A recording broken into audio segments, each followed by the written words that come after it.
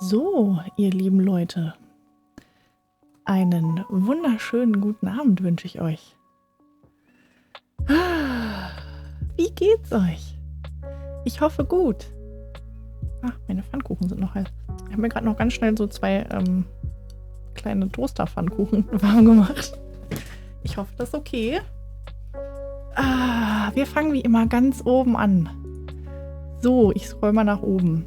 Hallo Johnny Crash, hallo Rainer, hallo Bo, hallo Anja und Bauphysiker, halli, hallo und Felix, hi und hallo Kai. Der Bot hatte eine Chance, hat er denn was gemacht? Hat er denn was gemacht? Oh, er hat sogar, wow. Wow, ich bin fast stolz auf ihn. So. Habe ich noch irgendwen übersehen? Nee, ne? Ich glaube, ich hatte alle. Wow. Hey, Ruppi. Hallo. Der Physiker ist Odalo. Ja, genau. Das hast du richtig erkannt, Anja. Aber um hier im Chat nicht für noch mehr Verwirrung zu sorgen, sage ich dann halt auch einfach Bauphysiker. Oh, die sind noch ganz schön heiß. Und fettig. Du musst ihn nicht feuern oder besser deinstallieren. Ja, wer weiß. Er ist offiziell gerade noch in der Probezeit. Ne? Also, das geht ja so nicht. So. Ich starte hier im Hintergrund wieder Sachen. Wir spielen heute nämlich The Stanley Parable, wie ihr vielleicht dem Titel schon entnehmen könnt. Und ich musste gerade, deswegen bin ich so spät gekommen, ich musste nämlich alles nochmal neu starten, weil ich weder bei OBS noch bei Twitch irgendwelche Sachen aktualisieren konnte. Jetzt geht's aber, glaube ich, wieder. Jedenfalls hat er jetzt nicht gemeckert.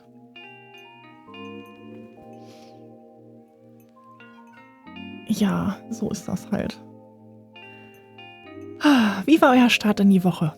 Ich hoffe, okay und nicht wie normalerweise Wochenstarts so sind, nämlich Kacke. So. Das haben wir. Oh, ich will so ein Stück von dem Pfannkuchen hier essen. Oh, ist auch noch sehr heiß. Ach, Kater. Natürlich. Fängst du jetzt wieder an zu randalieren, wenn ich streame, ne? Das ist doch so typisch. Katzen. Immer das Gleiche. Geht. Geht klar. Habt ihr dann alle Snacks dabei und was Cooles zu trinken?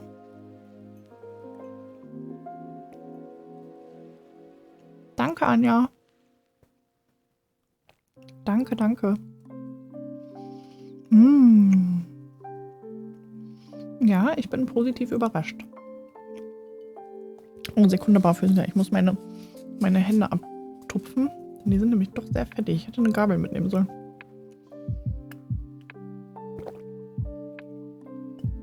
Prost und so.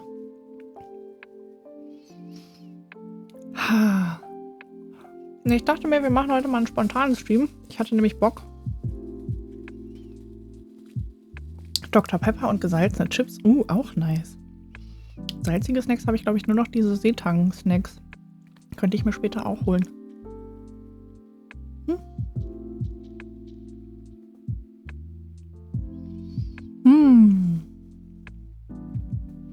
Hab gerade eine Pizza verdrückt. Kein Platz für Snacks. Was denn für eine Pizza?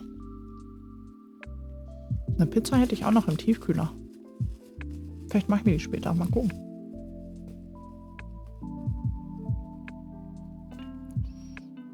Viel Käse, leise rülpst. Nice. Schön. Käse ist immer gut.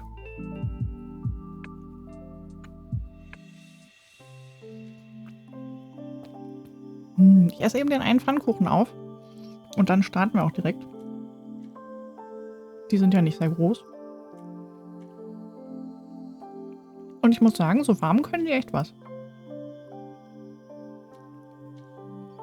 Nur 4. Wie viele Sorten Käse isst du denn immer auf Pizza, Kai? Quasi eine Laborboy-Gedächtnispizza mit extra wenig Käse. Ja, der würde die doch ohne Käse essen, ne? So ein Unding. Das gehört bestraft. Pizza ohne Käse.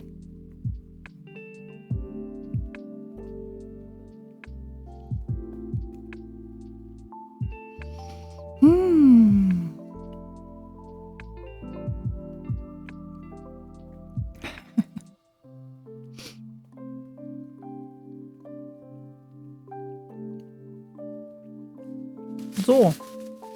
Pfannkuchen ist verdrückt.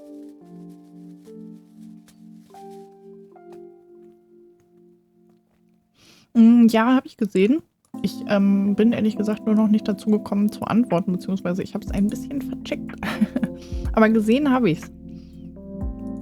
Muss ich auf jeden Fall noch mal reingucken in das ganze Gedöns. Wäre ich auf jeden Fall nicht abgeneigt. Aua. Schon wieder ins Knie gestoßen. Und ein weiterer blauer Fleck auf meiner Liste. So.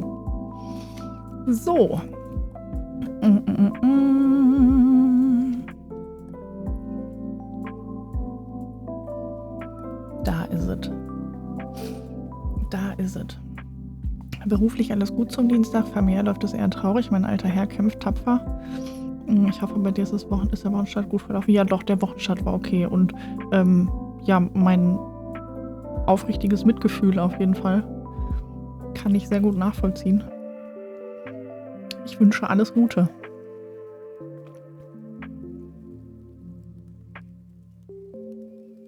So. Dann gehe ich mal hier in den. Dann machen wir das. Oh je. Oh nee. Sekunde. Ich muss hier im Hintergrund doch noch mal was machen.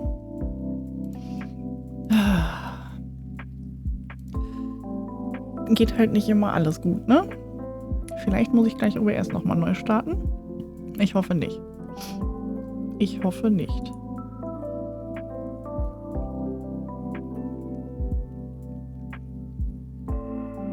Ich hoffe nicht, aber jetzt gerade trollen sämtliche Programme mich. Wie ich es liebe. Technik. Ist es nicht was Feines? Okay, ich werde OBS nochmal neu starten müssen.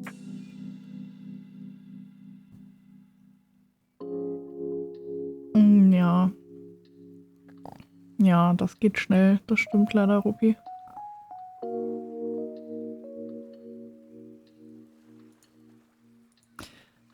So.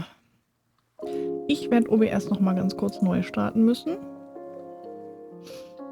Wir sehen uns in wenigen Sekunden wieder. Bleibt dran. Ich hoffe, es klappt wieder ohne Zwischenfälle. Bis gleich.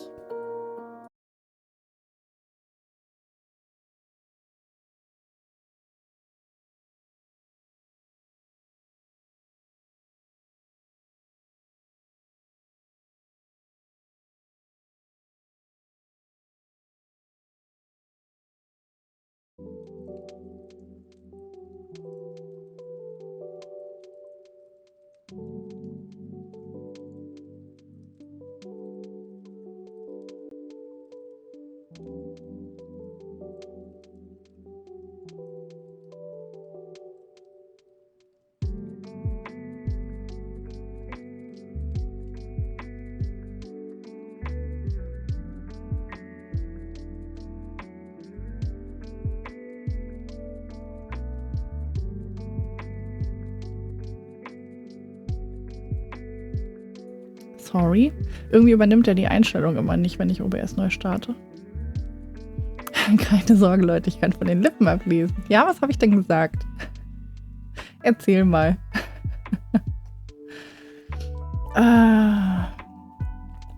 So, ich weiß nicht, warum das jetzt hier nicht funktioniert. Moment.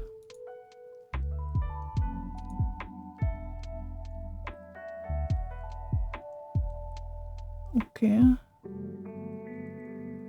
Keine Begrenzung, bla bla. Oh, das ist doch jetzt furchtbar, ne?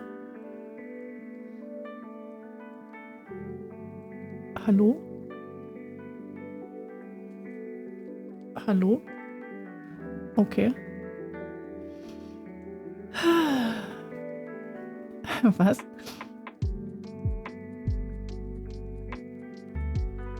Ich glaube, Katja hat sowas gesagt wie, ich bestelle euch allen eine große Pizza nach Hause. Aufs Haus. Was? Ihr seid doch bekloppt. Ich bestelle mir gleich eine große Pizza. Moment. Ich muss mal eben ganz kurz.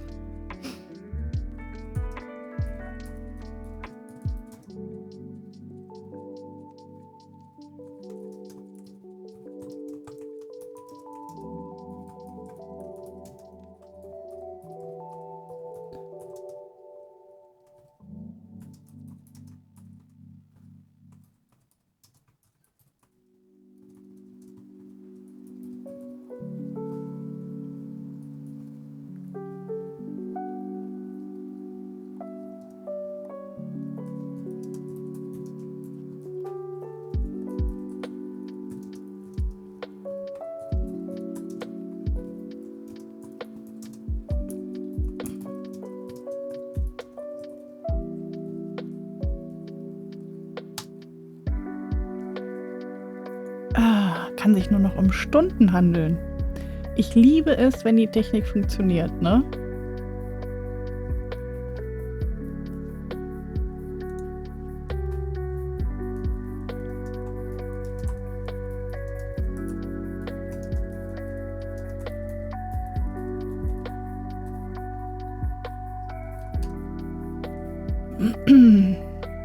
Dann ist wahrscheinlich doch noch Zeit, meinen zweiten Pfannkuchen zu essen. Jeopardy-Melodie. Ja, wir haben ja hier zum Glück gute Klänge zum Überbrücken. Furchtbar. Hey, Robbie. Kurzes Huhu zurück. Wir kämpfen ja gerade noch ein bisschen mit technischen Schwierigkeiten.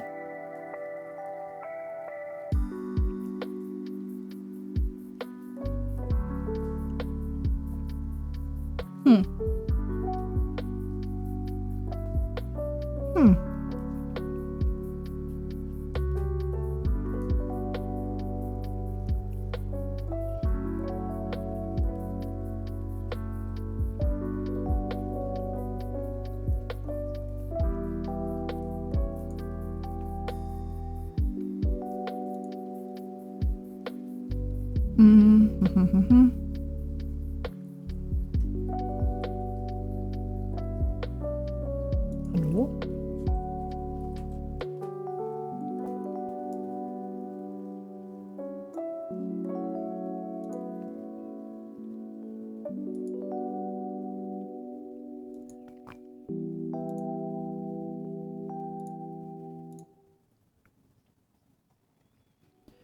Eieieiei, ich habe so viele Screenshots.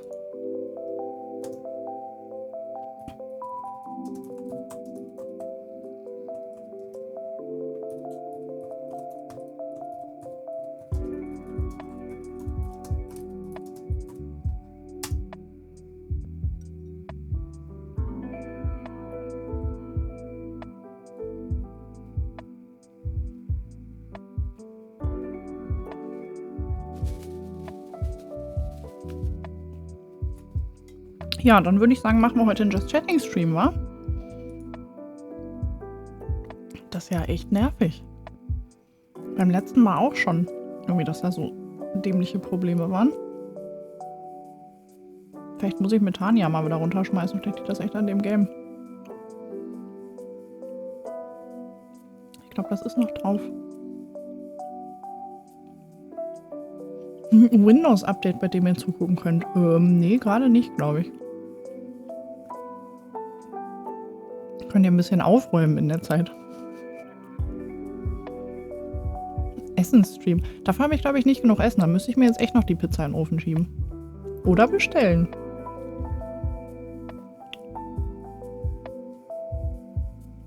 So, da ist mein Tuch.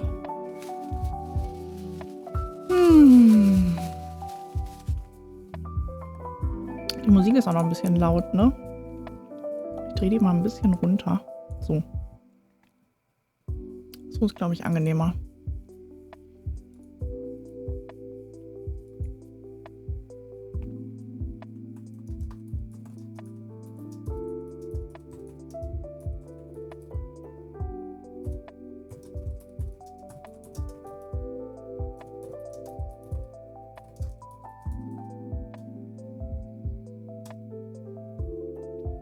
Ich versuche mal was.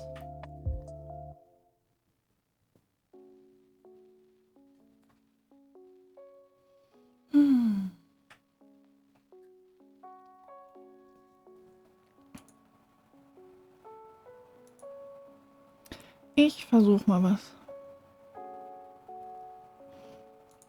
Laut Automod scheinbar nicht, Ruppi. Da hat Automod was gegen.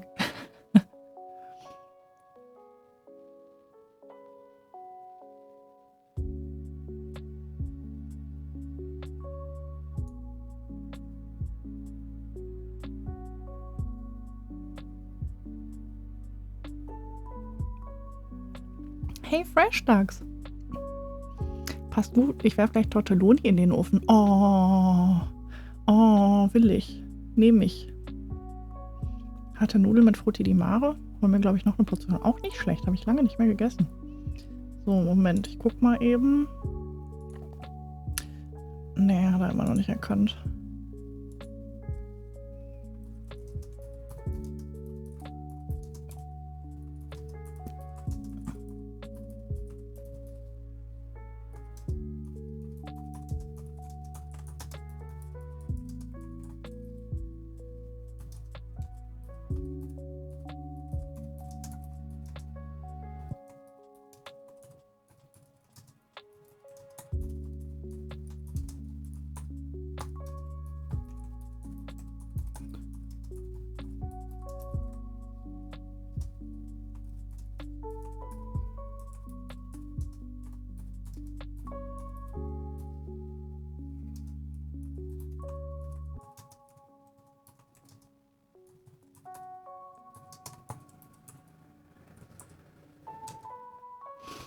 So.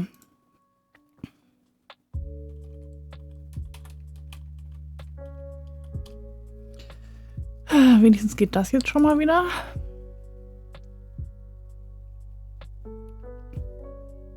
In 3 Jahren kann ich den Großen rauswerfen, dann wäre ein Zimmer frei. Ist notiert. Ist notiert.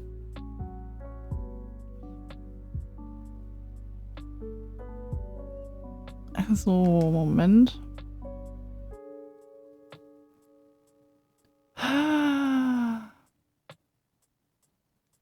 Probiere ich jetzt nochmal OBS neu zu starten? Ich bin mir nicht sicher. Moment, vielleicht kriege ich das ja auch eben selber gelöst.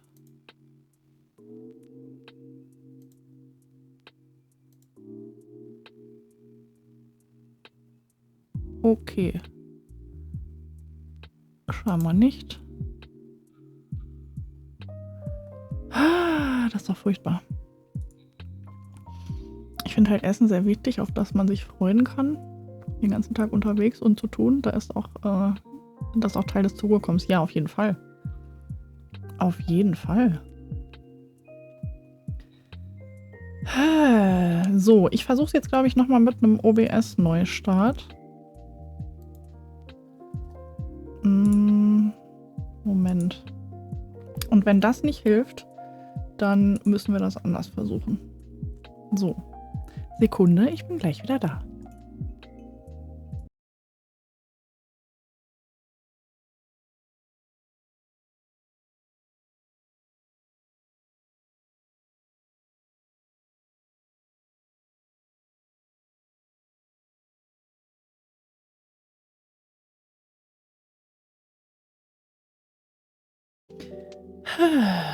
So, da bin ich wieder.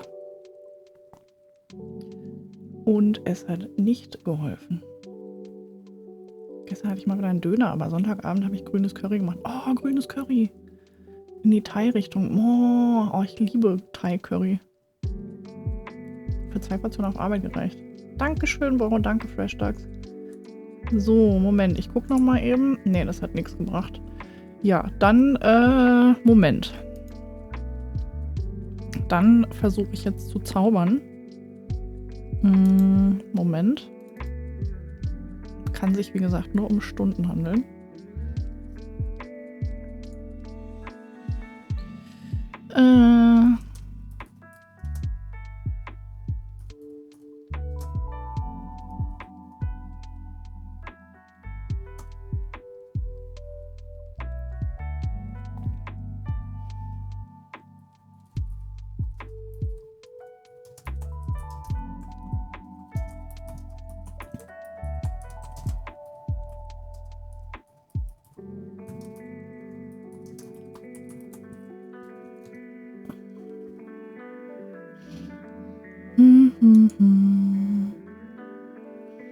Das ist doch echt furchtbar. So. Do your magic.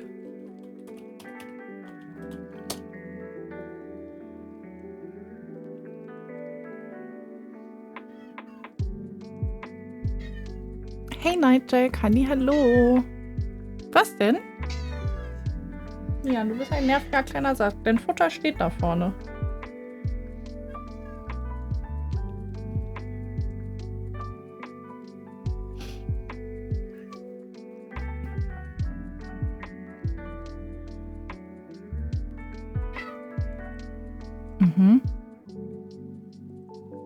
Okay.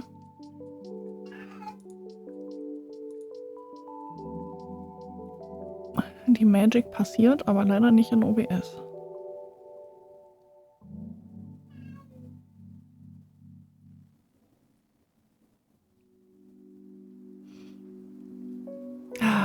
Es ist doch zum Mäusemelken.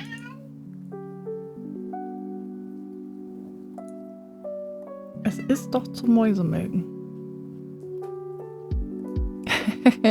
Ja, wenn du mich auf Lautsprecher hast, ist das möglich.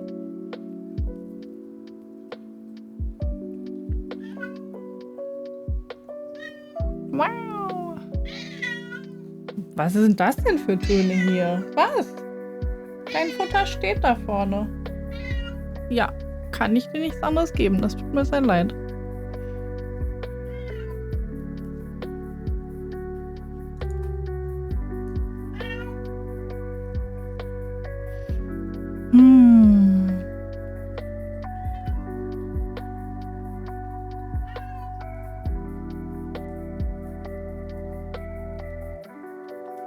Ich weiß echt nicht, woran das liegt. Muss ich dann höchstens gucken, dass ich die Quelle dann gleich größer ziehe, einfach bei OBS, aber dann ist es von der Auflösung her wahrscheinlich auch nicht mehr so cool. Ja, er schimpft auf jeden Fall. Er schimpft öfter mal mit mir. Er ist 14 Jahre alt, er ist ein alter Mann. Also, wenn er könnte, würde er mit dem Kissen auf der Fensterbank nach draußen gucken und Kinder anmeckern. So, ne? Also, so in dem State ist er. Und würde sagen, runter von meinem Rasen und sowas.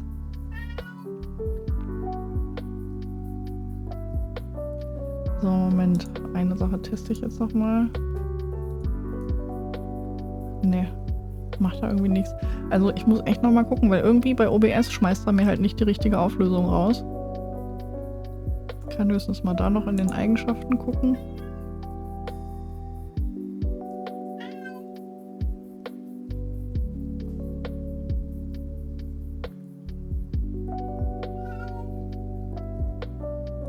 In den Eigenschaften zeigt er mir das auch richtig an. Was denn?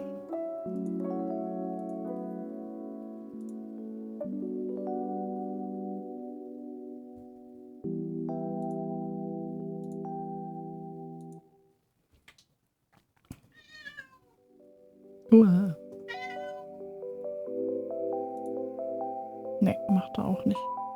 Macht er auch nicht.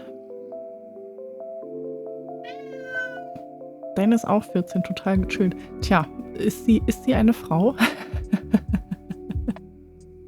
Um mal die Klischees zu bedienen hier. Liegt er denn auf einem Kissen auf der Fensterbank? Nee, das nun auch nicht. Leider nicht. Hey, Eric. Außer sie hat ihre kritischen 5 Minuten. Frau halt. Ja gut, dann bin ich nicht die Einzige, die Klischees bedient hier.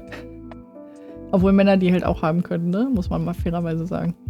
18 ist der Senior unter den Katzen meiner Oma geworden. Klassische Dorfmischung, Hofkatze.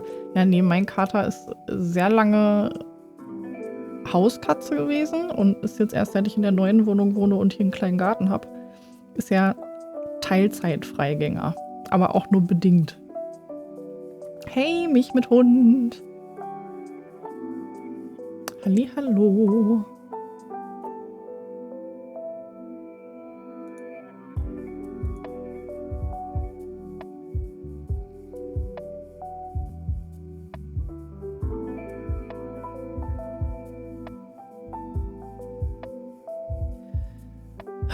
Warum gibt er mir dann hier bei OBS nicht die richtige Auflösung?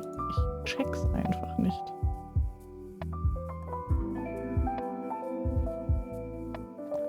Peterle ist dann aber auch eingegangen. Nachdem die Oma verstorben war, konnte man nichts machen. Der hat sich zu Tode getraut. Oh, ja, das ist leider oft ne, bei Tieren, wenn die Halter dann sterben.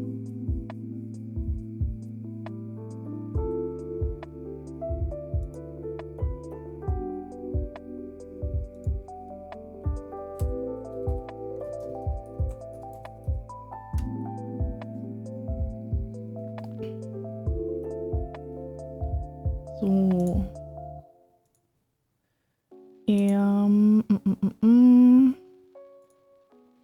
Oh, erstmal die ganzen Fenster hier minimieren. So.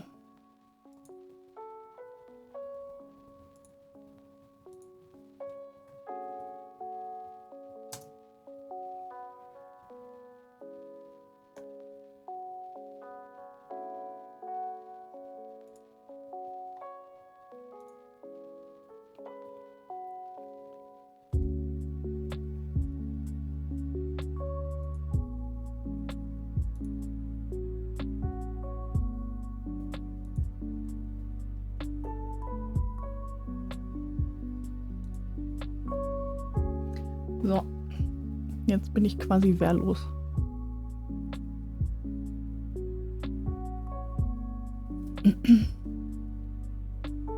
Habe ich mein Handy hier? Ich habe mein Handy hier. So, gibt es morgen zufällig einen geplanten Stream? Würde mich über die Plattform freuen. Ja, morgen ist der geplante, übliche Mittwochstream. Heute ist nur ein spontaner Ausweichstream. Hoffentlich, wenn die Technik jetzt gleich mal mitmacht.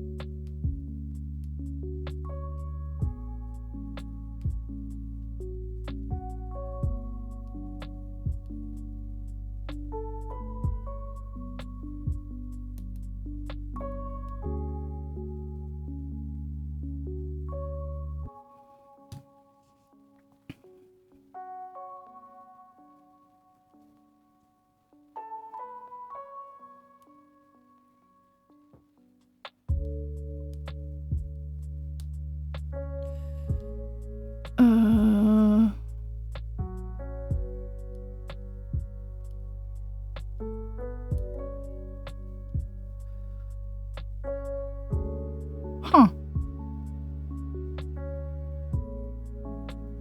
Okay. Das ist so aber nicht geplant. Ja, jetzt läuft das aber über meine Streamcam, ne? Und nicht über das Videoaufnahmegerät. Das soll so nicht sein.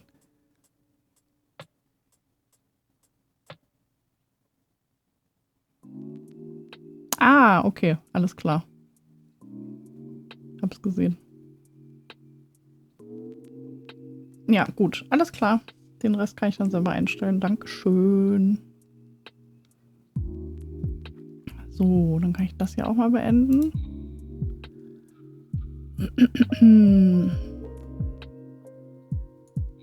So. Und dann kann ich das hier auch beenden, richtig? Richtig. So. Okay. Warum auch immer das jetzt passiert ist, aber die Magic hat gezaubert. Vielen Dank dafür. So.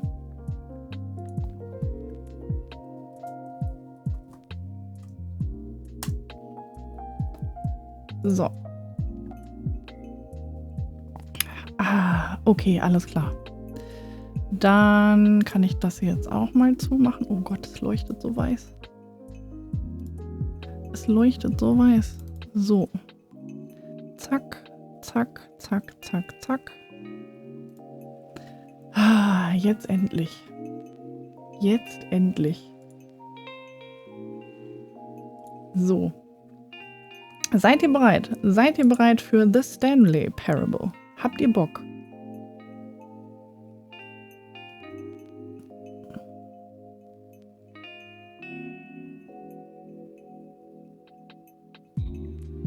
So, jetzt kann ich auch mal wieder Chat lesen. Meine schreien beide rum, pöbeln rum und fliegen in der Gegend rum, wenn sie ihre 5 Minuten haben.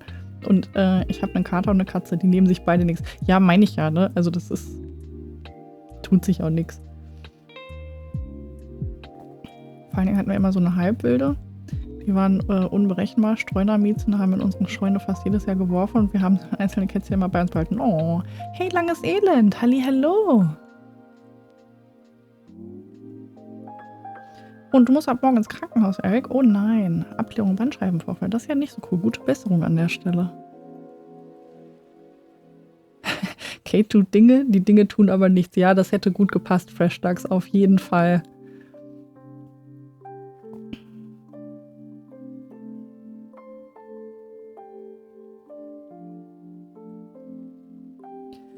Mit stationärer Aufnahme, um an einen MRT-Termin zu kommen. Ach du meine Güte, ambulant ging da gar nichts. Das ist ja mies. Ja, auf jeden Fall alles Gute an der Stelle.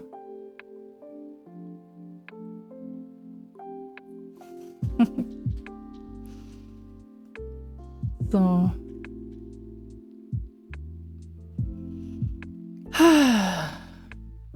So.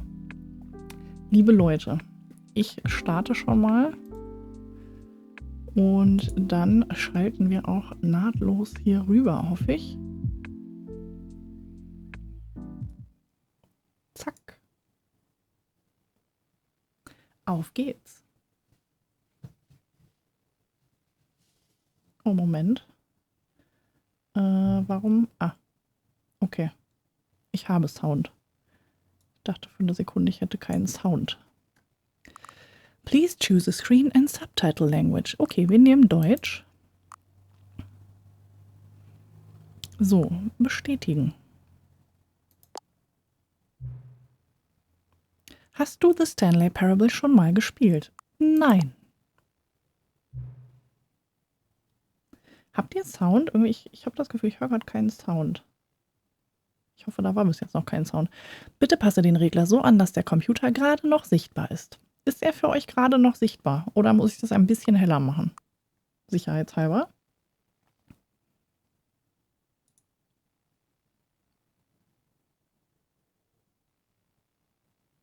Passt? Okay. Okay, okay. Geht gut so. Hey Jensi, hallihallo. So, dann bestätigen wir. Also es soll hier, glaube ich, Geräusche machen. Jedenfalls schlägt es aus, aber ich höre nichts. Warte mal. Audioeigenschaften.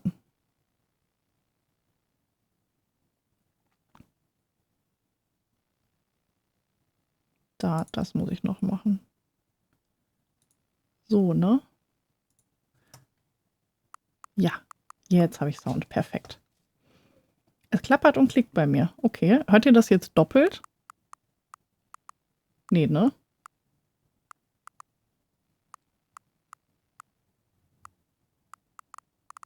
Weil vorher habe ich sie mich nicht gehört. Nö, okay, perfekt. Also legen wir los.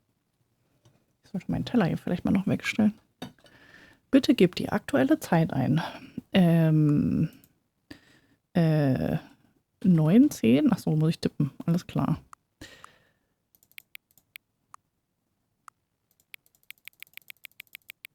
Ah, PM, okay. Dann 7:56 Uhr.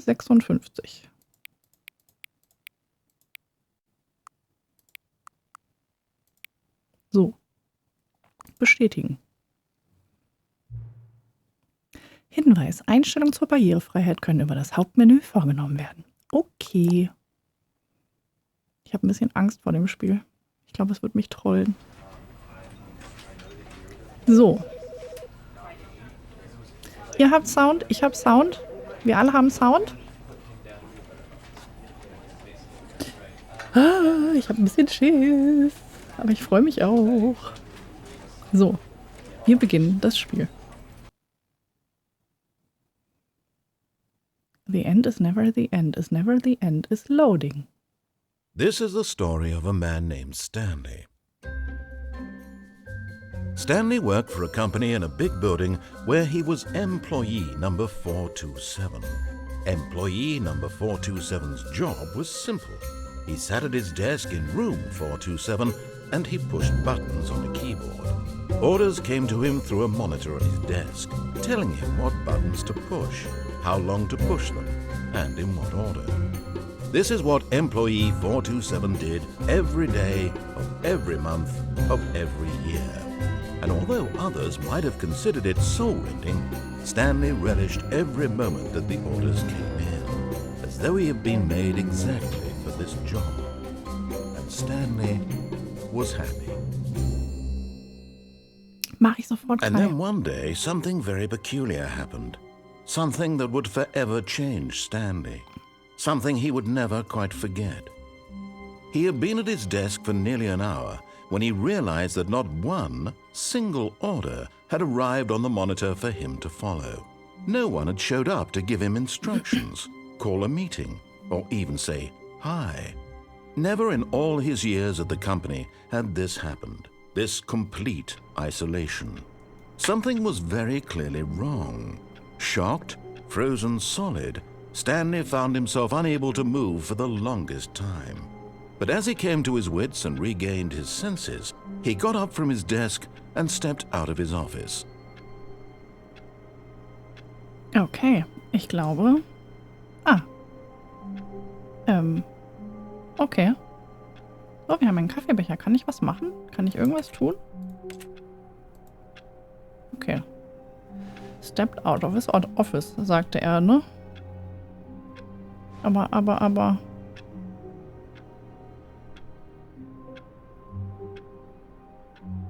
Ich traue dem Game jetzt schon nicht. Kann ich hier rein? Kann ich hier rein? Auch nicht. All of his co-workers were gone. What could it mean? Stanley decided to go to the meeting room. Perhaps he had simply missed a memo. Was? Eine Memo? Was? Wo?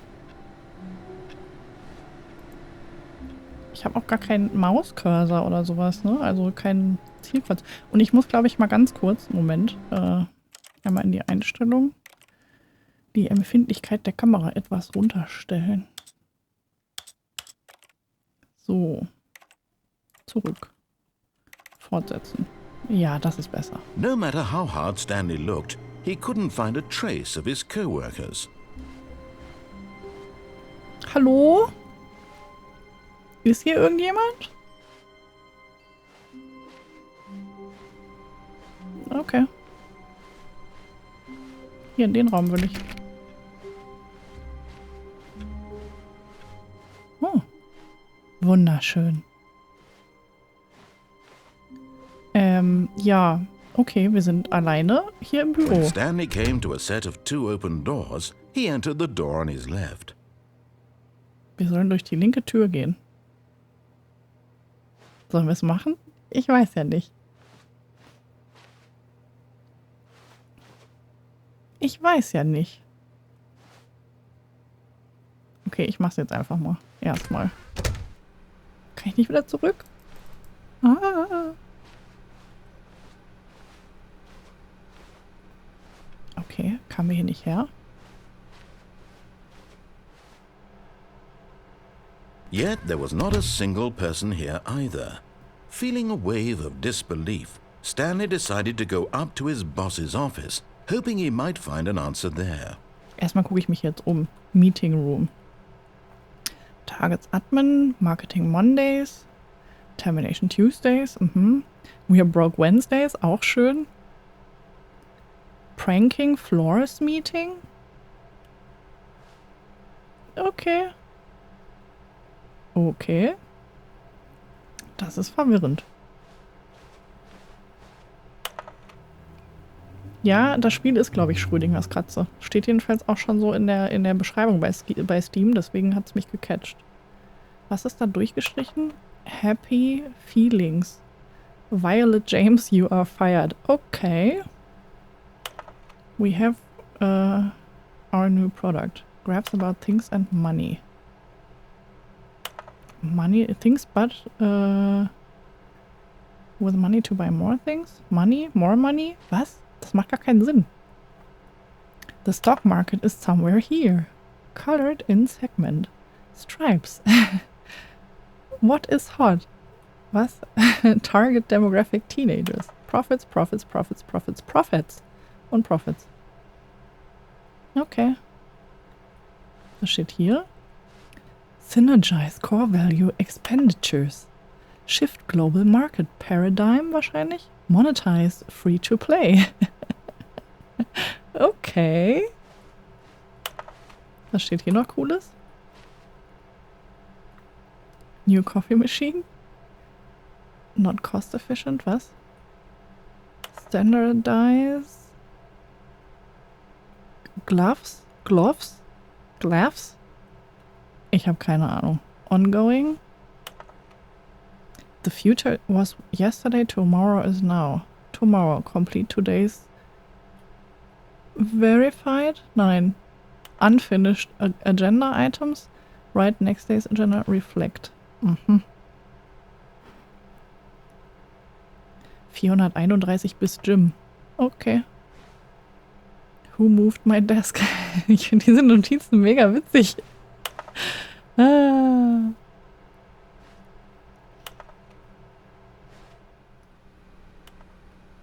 Was? Wer arbeitet für die Unterhosenwichte? Ich? Besenschrank. Oh, ich kann in den Besenschrank. Stanley stepped into the broom closet, but there was nothing here, so he turned around and got back on track. Ich werde mich davon erstmal selber überzeugen, ob hier wirklich nichts ist. Ich kann hier aber auch nichts mitnehmen, ne? There was nothing here. No choice to make, no path to follow, just an empty broom closet. No reason to still be here. Ich bleib jetzt hier. Da oben. It was baffling that Stanley was still just sitting in the broom closet. He wasn't even doing anything. At least if there was something to interact with, he'd be justified in some way. As it is, he's literally just standing there doing sweet FA. Ich habe gar keine Daumen. Ich habe nicht mal Beine. Ja gut, dann gehe ich halt. Nach oben hat er gesagt, ne? Coming to a staircase, Stanley walked upstairs to his boss's office. Warum ist hier so rotes Licht? Oh, was ist das?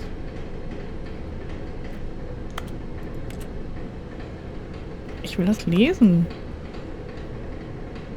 Da hat irgendjemand Kakteen gezeichnet und eine Katze auf dem Fahrrad. Okay. But Stanley just couldn't do it. He considered the possibility of facing his boss, admitting he had left his post during work hours. He might be fired for that. And in such a competitive economy, why had he taken that risk?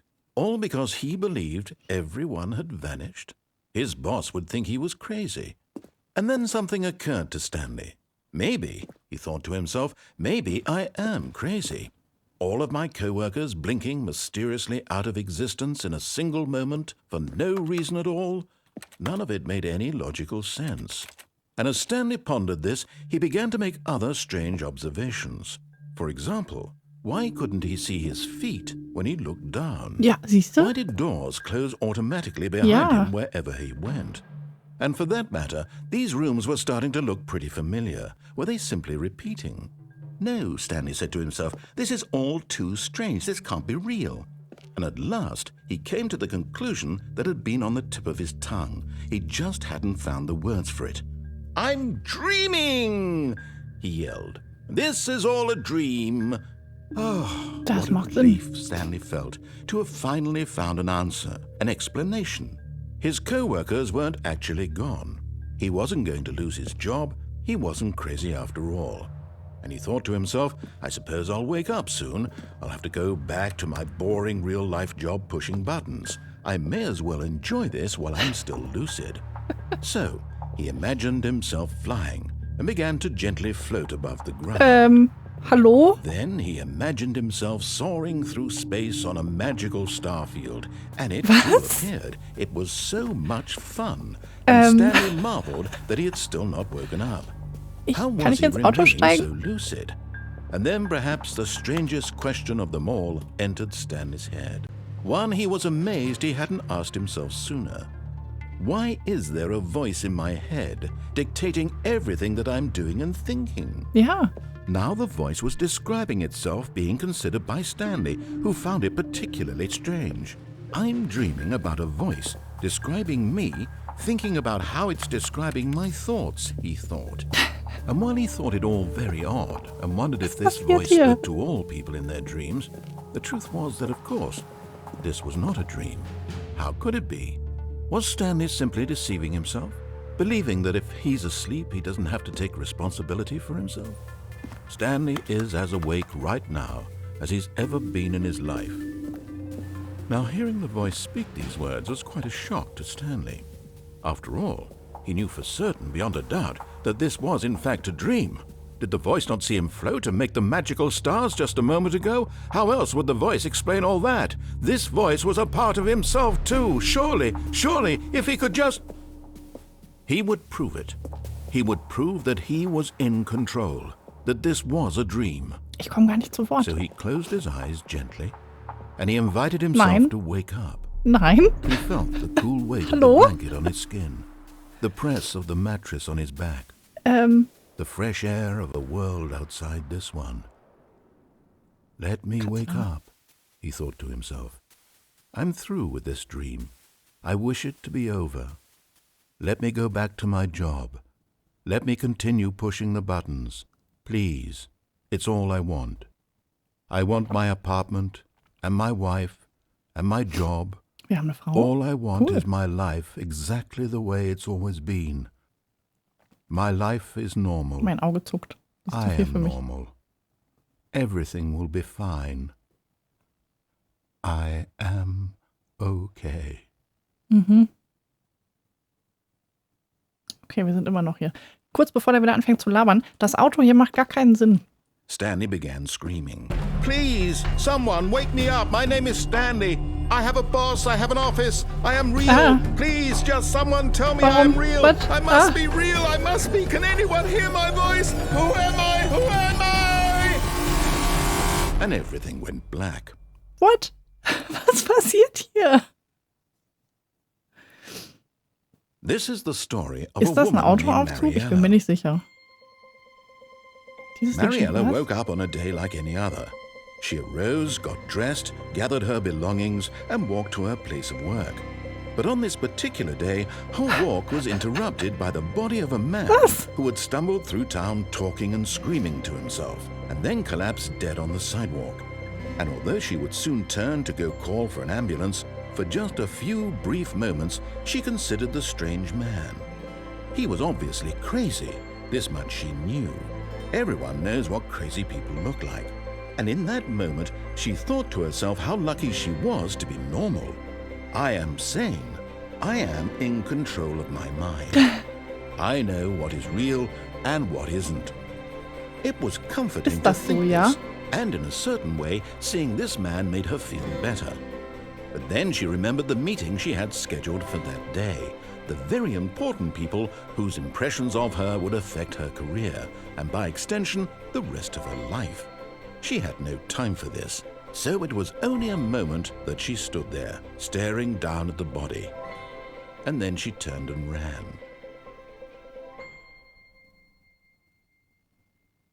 Okay. Ja, das war The Stanley Parable. Vielen Dank fürs Zuschauen. Wir sehen uns beim nächsten Mal. Was zur Hölle ist hier gerade passiert? Was ist hier gerade passiert?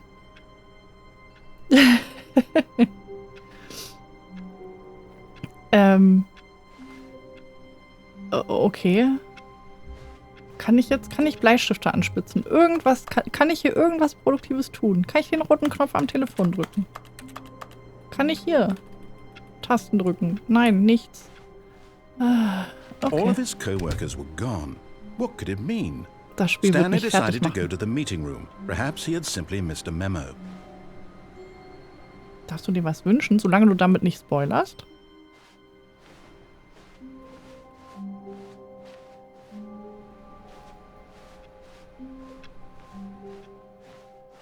So, vielleicht sollte ich wirklich erstmal das tun, was er sagt. When Stanley came to a set of 2 open Oder auch nicht. doors, he entered the door on his left. Hey, Space!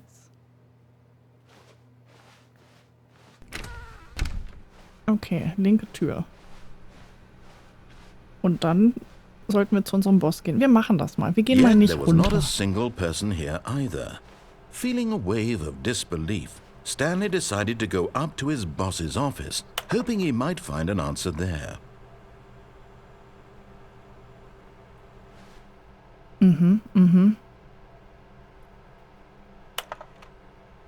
Using slides to assure employees that everything is okay. Okay, cool. Dann gehen wir jetzt mal nach oben. Coming to a staircase, Stanley walked upstairs to his boss's office. Muss ich nach ganz oben? Oh Gott, da ist auch alles rot. Ich will da nicht rein. Ah, das ist nur die Tapete. Okay. Executive Bathroom?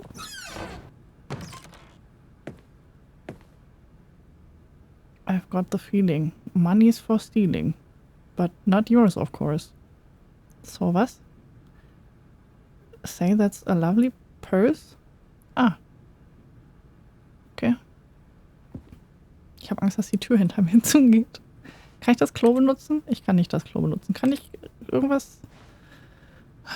Okay, wir gehen zum Büro. Wie fies. Hey, Samu! Was geht?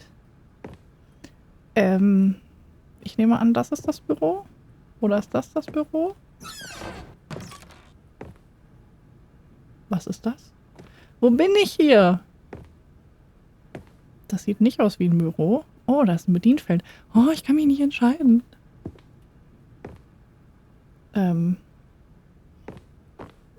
Ich will in beide rein. Ach Mann, ich gehe jetzt einfach hier lang. Da ist noch ein Fahrstuhl. Moment, ich gehe mal in das andere Zimmer.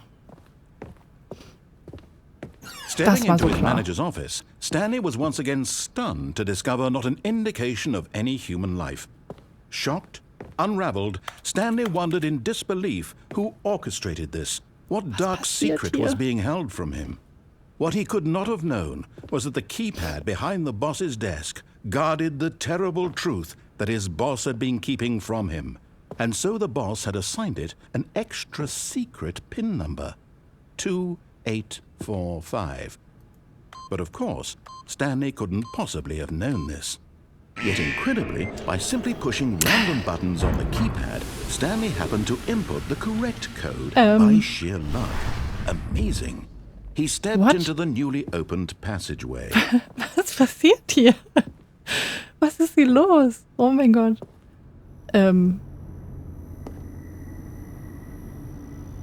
Was? Link Plus?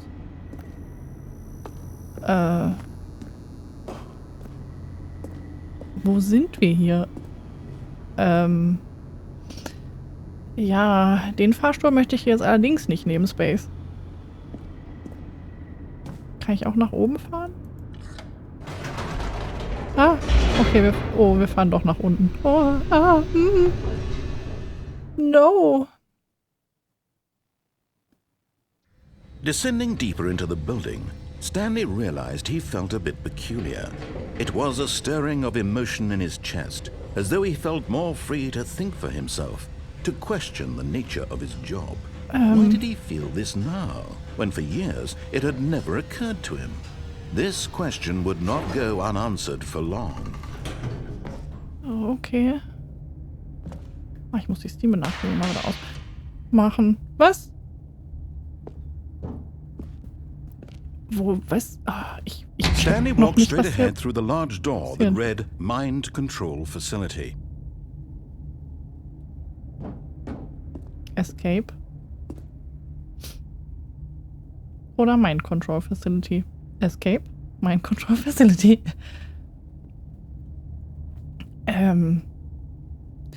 Irgendwie scheint mir das hier viel ansprechender. Immer die Treppe. Mind Control. Ah, ich will aber nicht. Ich will aber nicht. Und bitte nicht vorsagen, Bo. Auch wenn du das schon kennst.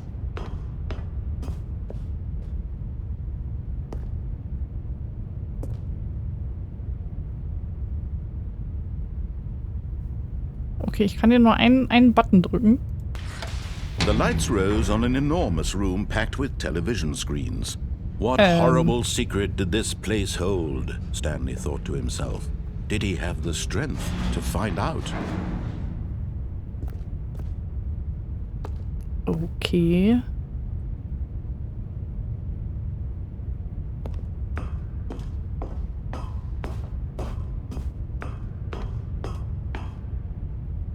Kameras. Die Arbeitsplätze hier sehen alle fast gleich aus. Employee Observation Protocol. Oh, ich will das lesen. Ich kann nicht springen, ne? Was steht denn da? Ich kann es nicht lesen. Ich will lesen! Okay. Now the monitors jumped to life, their true nature revealed. Each bore the number of an employee in the building, Stanley's co-workers. The lives of so many individuals reduced to images on a screen, and Stanley, one of them, eternally monitored in this place where freedom meant nothing. Okay. Okay.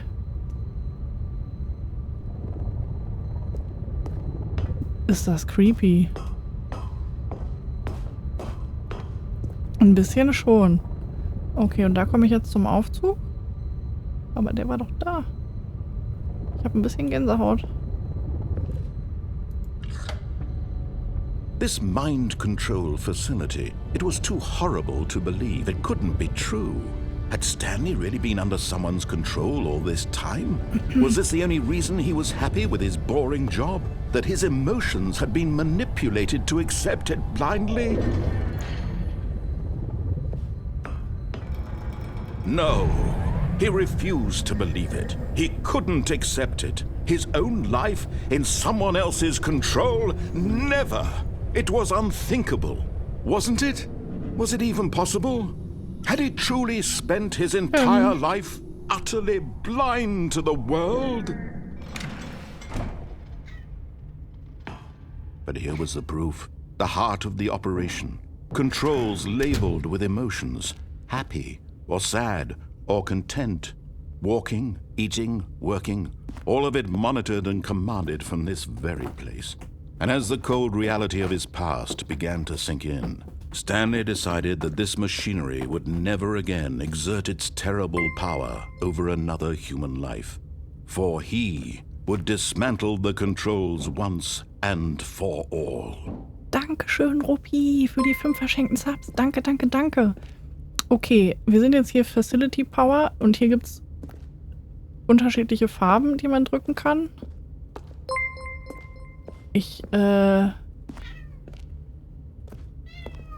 Ja, was denn, Kater? 1, 2. Was haben wir hier? Also ich glaube, ich muss hier erstmal ein paar Farben drücken, damit sich hier irgendwelche weiteren Möglichkeiten auftun, ne? Das ist ja... Wow, ich bin Konsole disabled. Die ist lila zum Beispiel oder blau oder so. Ich gucke mir erstmal kurz alles an. Ja, die sind immer unterschiedliche Farben, ne? Okay, noch mehr Farben? Nein! 5. Mine controls idle awaiting input. Muss ich jetzt erst hier was machen? Da oben ist auch noch eine Zahl. Hier ist die 3. Kommt da ein Zug? Danke, Anja, für die 100 Bits. Dankeschön. Ja, es nähert sich ein Zug. Das ist wohl wahr. So, hier war 1 und 2, ne? War das hier? Nee. Irgendwo da vorne. Da. Muss ich vielleicht damit anfangen? 1, 2. Ich drücke einfach mal die 1. 2. Fangen wir mal mit den Zahlen an. So. 3. Huch. Short.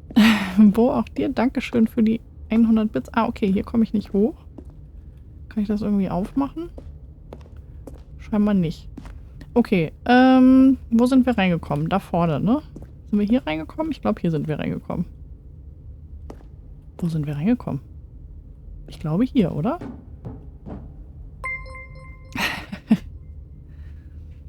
Jerome, hey ho. Hallihallo, herzlich willkommen. Und danke auch dir, Kai, für die 100 Bits. So, ich glaube, hier sind wir reingekommen, oder? Ich weiß es nicht mehr genau. Dann drücke ich doch jetzt einfach mal... Hier kann ich nichts drücken. Okay. Dann drücke ich jetzt hier auf den Power-Button. Da passiert auch nichts. Okay. Das ist natürlich blöd. Hier kann man noch drunter herlaufen. Was ist da vorne? Haben wir uns das angeguckt? Hier leuchtet nichts. Kann ich hier irgendwas zum Leuchten bringen? Nein. Dann gehe ich doch vielleicht mal weiter. Die Tür geht doch gleich bestimmt zu. Space, danke auch dir für die 100 Bits. Dankeschön. And when at last he found the source of the room's power, he knew it was his duty, his obligation, to put an end to this horrible place and to everything it stood for.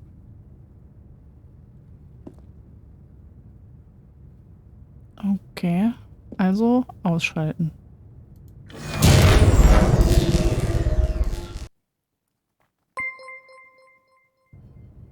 Danke, Kai, für nochmal 100 Bits. Dankeschön. Danke. Blackness and a rising chill of uncertainty. Was it over? Yes. He had won. He had defeated the machine. Unshackled himself from someone else's command. Freedom was mere moments away. And yet, even as the immense door slowly opened, Stanley reflected on how many puzzles still lay unsolved. Where had his co-workers gone? How had he been freed from the machine's grasp? What other mysteries did this strange building hold? But as sunlight streamed into the chamber, he realized none of this mattered to him. For it was not knowledge or even power that he had been seeking, but happiness. Perhaps his goal had not been to understand, Das ist doch but to bestimmt let nur eine go. Leinwand. No longer would anyone tell him where to go, what to do, or how to feel. Whatever life he lives, it will be his. And that was all he needed to know. It was perhaps the only thing worth knowing. Stanley stepped through the open door. Das ist doch safe nur eine Leinwand. Ja. Stanley nee. felt the cool breeze upon his skin, the feeling of liberation, the immense possibility of the new path before him. This was exactly the way, right now, that things were meant to happen. And Stanley was happy. Oh je, Space, danke auch dir nochmal. Also jetzt nochmal, hier, Dankeschön an alle, die hier so ordentlich reinbuttern. Danke nochmal Anja, danke nochmal Space und danke nochmal Kai, ihr verrückten Leute. Okay. CAOTEU13YAP. YRP. Keine Ahnung, wie ich das mache, so schnell irgendwo ein Ende zu bekommen. Ich habe keine Ahnung.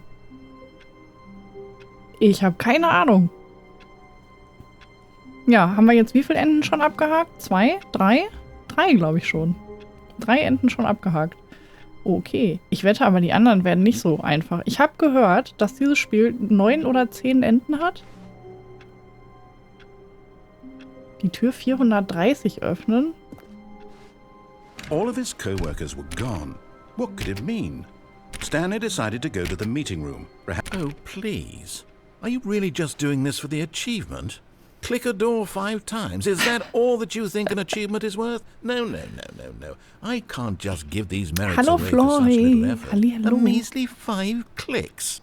Now suppose you were to click the door 20 times. I would say that's the kind of effort that warrants recognition. Okay. 1, 2, 3, 4, 5, 6, 7, 8, 9, 10, 11, 12, 13, 14, 15, 16, 17, 18, 19, 20. I have to say, I'm still not feeling the satisfaction of witnessing true effort for a noble cause. Perhaps 50 clicks will do it. Yes, almost certainly 50 clicks. Der verarscht mich doch. Aber gut. 1, 2, 3, 4, 5, 6, 7, 8, 9, 10, 11, 12, 13, 14, 15, 16, 17, 18, 19, 20, 21, 22, 23, 24, 25, 26, 27, 28, 29, 30, 31, 32, 33, 34, 35, 36, 37, 38, 39, 40, 41, 42, 43, 44, 45, 46, 47, 48, 50, 49, 50. So. No, I'm still not feeling it. I want this achievement to have meant something. It has to be a true reward for valiant effort. I want to see some hustle, Stanley. I want to see commitment, a willingness to go all the way, no matter what the cost. Why don't you go put 20 clicks into door number 417? 417? Wo ist denn 417? Na toll. Gut, dann mache ich das jetzt. So, wie viel? 20, ne? 1, 2, 3, 4, 5, 6, 7, 8, 9, 10, 11, 12, 13, 14, 15, 16, 17, 18, 19, 20. Oh, great. Now, go click a few times on door 437. Wo war die denn jetzt? Die war da hinten irgendwo, ne?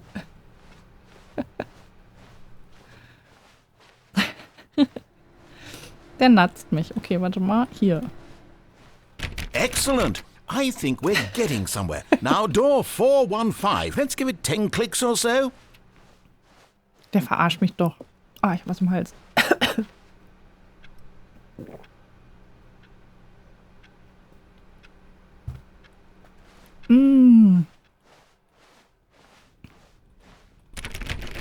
Now, back to door number 437. Ja, ist ja gut. Oh Gott, ich hab was im Hals. Kennt ihr das, wenn ihr plötzlich eine ganz trockene Stelle im Hals habt? Let's see. How about you click on, well, I don't know, the copy machine? Wo ist denn der Kopierer? All right, back to room 417. I'm really feeling it now. I think we're getting somewhere.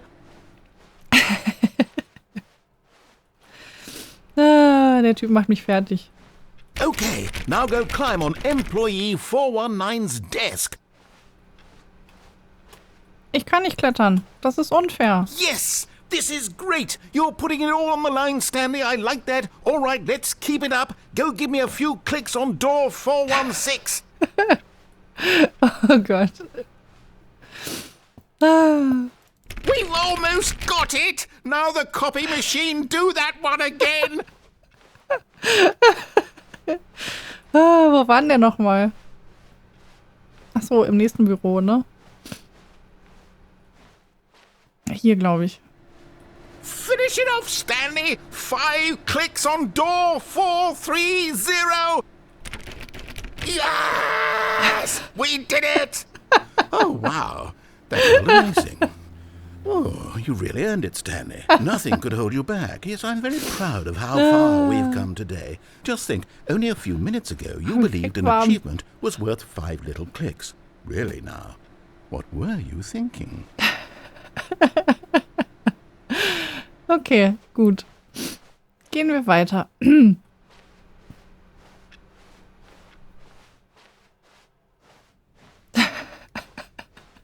Schön, wie er When ausgerastet ist. Stanley came to a set of 2 open doors, he entered the door on his left.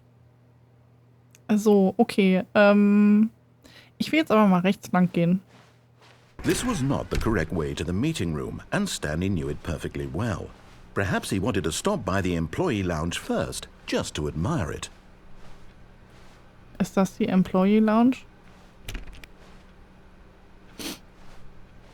Ah. Hier, okay. Yes, truly a room worth admiring. It had really been worth the detour after all, just to spend a few moments here in this immaculate, beautifully constructed room. Stanley simply stood here, drinking it all in. Hallo, ich hätte gern was zu trinken. Yes, really, really worth it being here in the room. A room so utterly captivating that even though all your co-workers have mysteriously vanished, here you sit looking at these chairs and some paintings. Really worth it. Ist echt einladend, der Raum, muss ich ja ganz ehrlich sagen. Okay. But eager to get back to business, Stanley took the first open door on his left. Okay. Wo And bin so ich he jetzt hier? detoured through the maintenance section, walked straight ahead to the opposite door, and got back on track. Oh, guck mal, hier ist nochmal so ein Aufzug. Das müssen wir uns merken für den nächsten Run. Oder vielleicht doch nicht? Ich weiß nicht, ich würde den ja gerne nehmen, den Aufzug hier, ne? Wir nehmen den Aufzug. Why not?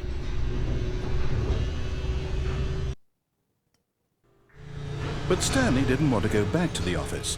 He wanted to wander about and get even further off track. So now in order to get back, he needed to go, from here it's, left.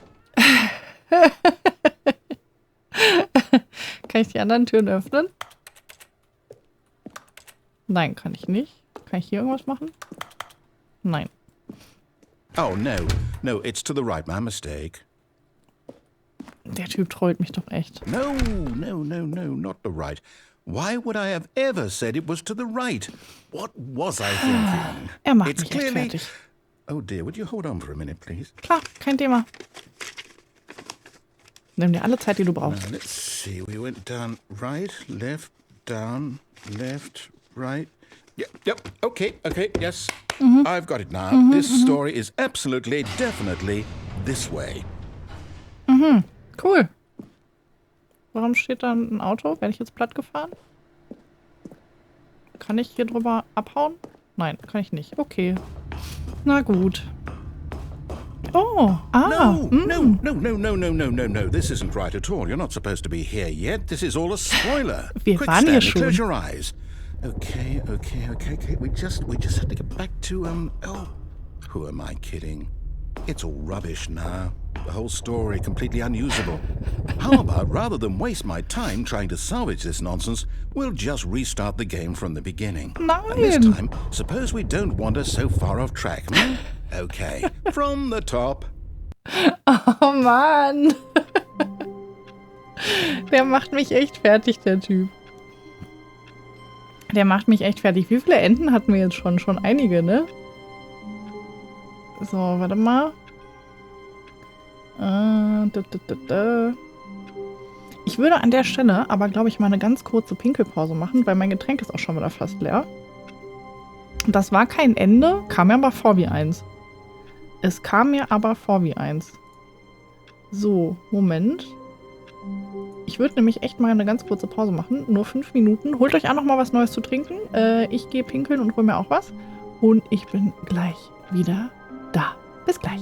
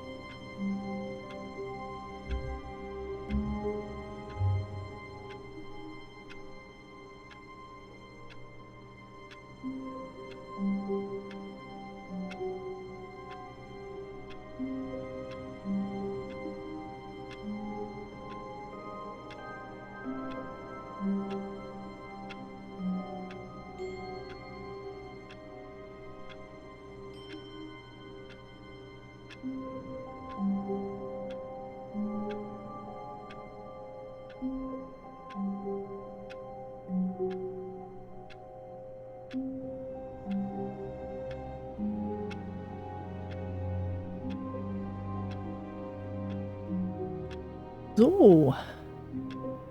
Da bin ich wieder.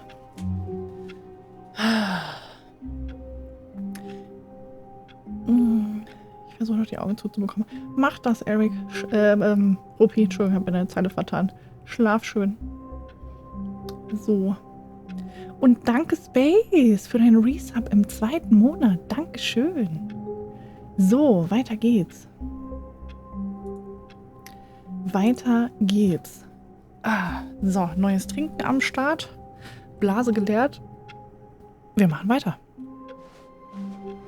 All of his co-workers were gone. What could it mean? Stanley decided to go to the meeting room. Perhaps he had simply missed a memo.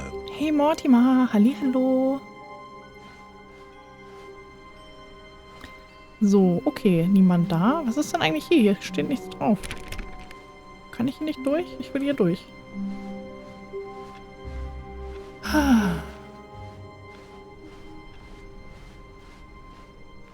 When Stanley... Wait, what? No, I restarted. I swear I definitely restarted the game over, completely fresh. Everything should be... Oh, did something change? Stanley, did you change anything when we were back in that room with all the monitors? Did you move the story somewhere or... Hold on.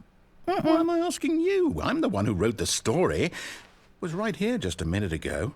I know for sure that it's here somewhere. Okay, then. It's an adventure. Come, Stanley. Let's find the story. Okay. Kann ich hier rüber? Oh, ich will hier durch. Hier war kein Ton. Hier war der Ton kurz weg. Okay, wo geht's hier lang? Welche Tür nehmen wir? Tür Nummer 1, Tür Nummer 2, Tür Nummer 3, Tür Nummer 4, Tür Nummer 5. Welche Tür nehmen wir? Da kann ich doch dann direkt mal testen. I'll say it. This is the worst adventure I've ever been on. I can promise you there definitely was a story here before. Do we need to restart the game again? Well, I find it unlikely that we'll ever progress by starting over and over again, but it's got to be better than this. Okay, let's give it a shot. Why not? Nein, ich war zu langsam. Ich war zu langsam. Aber wenn wir nochmal in diese Türsituation kommen, könnt ihr jetzt schon mal abstimmen und ich werde mir merken, welche Entscheidung ihr getroffen habt. Ich wollte testen, ob das Umfrage-Tool wieder geht.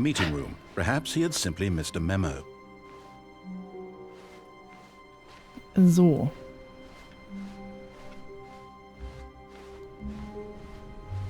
Hinter Tür 3 ist der Song. Das ist sehr gut möglich. Okay, yep, it's worse. I might be remembering this wrong. It's possible the story is back where we just came from. Why don't we go back the other direction and see if we missed anything? Okay. Ich kann hier nicht mal an Türen klicken.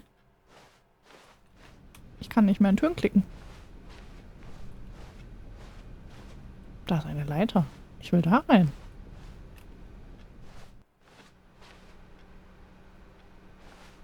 B6. Was? Aha! I knew we'd miss something. The story. Here it comes.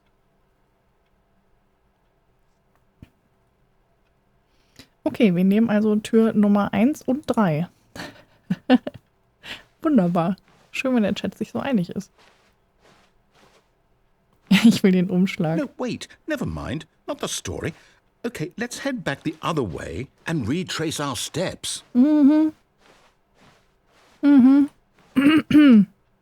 Es wird ja immer schlimmer.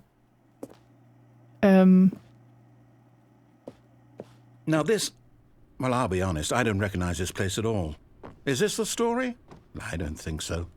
I can't quite recall, but I believe my story took place in an office building. Is that correct? Do you remember, Stanley? Well, do you know what? Since I've completely forgotten what we were supposed to be doing, how about this? You win! Yay! Congratulations! I know you put in a lot of hard work, and it really paid off. So, good job. Oh, no. No, I don't feel right about this at all. We both know you didn't put in any actual work for that win.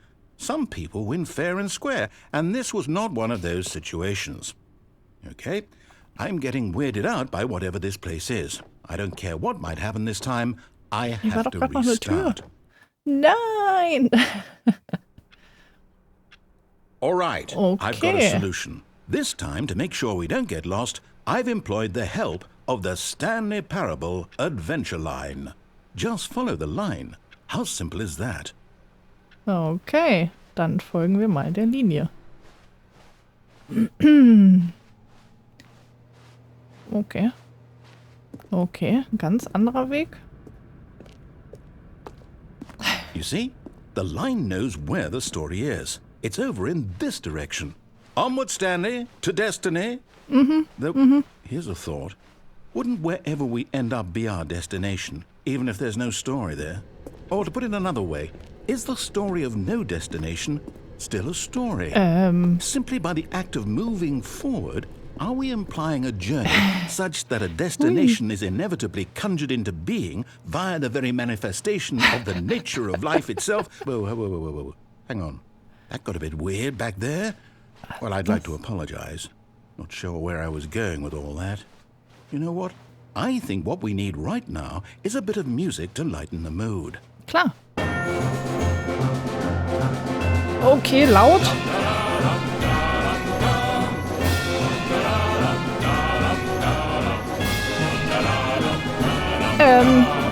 Laut. Oh Gott, wenn es bei euch zu laut ist, sagt Bescheid.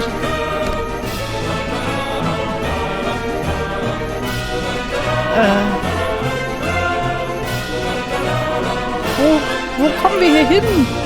Wo bin ich? Wait, cut the music. Go back and look at that fern. Was? Stanley, this fern will be very important later in the story. Make sure you study it closely and remember it carefully. You won't want to miss anything. Okay, ein Farn mit ein bisschen Gräsern dazwischen und Moos an der Seite in einem quadratischen, rechteckigen Kübel. Gemerkt. Hey Brübär. Hallihallo. Ich habe keine Ahnung, was hier passiert. Wait, what? We're back at the office? No. Line, you do know we're looking for the Stanley Parable, right? The story? Is any of this ringing a bell?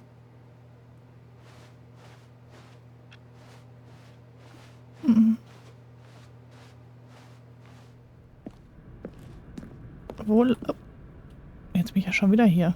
Oh, no, not again. Line, how could you have done this to us? And after we trusted you, after everything we've been through, you... Oh, I can't take this anymore. To hell with it. Restart. Okay.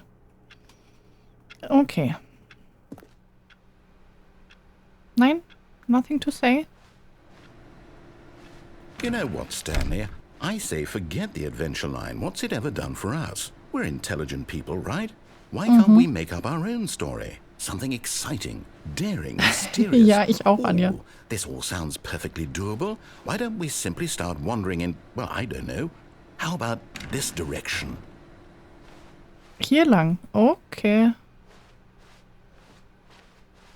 Now, yes, this is exciting. Just me and Stanley forging a new path, a new story. Well, it could be anything. What do you want our story to be? Go wild. Use your imagination. Whatever it might be, Stanley, I'm ready for it. Na, habt ihr irgendwelche Vorschläge? Wo geht die Reise hin?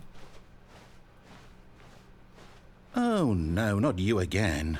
Stanley, I'd also like to veto the line from having any role in our awesome new story. No lines or monitor rooms. Just don't acknowledge it, and we should be fine. Okay. Ich kann aber nicht anders, als sie zu bemerken, denn sie ist so imposant und fordernd. Ah, a choice. We get to make a decision.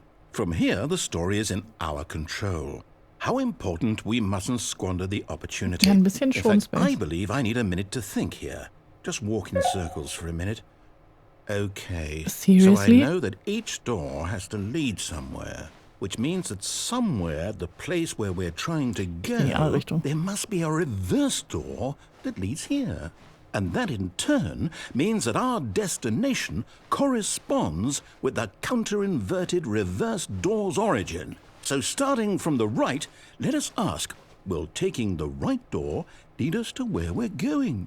And since the answer is clearly yes, then by all accounts, the door on the right is the correct one. Another victory for logic. Come, Stanley, our destiny awaits. Ich hab echt Schiss. Okay. Das Verwirrungsende. Was? Ich spiele das Verwirrungsende seit 17 Minuten und 45 Sekunden. Okay. Hold up, what's this? The confusion ending. You're telling me that's what this is? It's all one giant ending? And we're supposed to restart the game, what, eight times? That's really how all this goes? Okay. It's all determined? So now, according to the schedule, I restart again. Then what? Am I just supposed to forget? Well, what if I don't want to forget? My mind goes blank simply because it's written here on this thing. Oh Gott, nein, ich will das nicht. Well, who consulted me? Why don't I get to decide? Why don't I get a say in all of this? Is it really? No, it can't be. I don't want it to be. I don't want the game to keep restarting. I don't want to forget what's Ich going will vor allen on. Dingen das I Ende don't want to be nicht. trapped like this. I won't restart the game. I won't do it. I won't do it. I won't do it. Okay. And the timer stopped? Does that mean, did we do it? Did we break the cycle? The, whatever it is that made this schedule? How would we even know?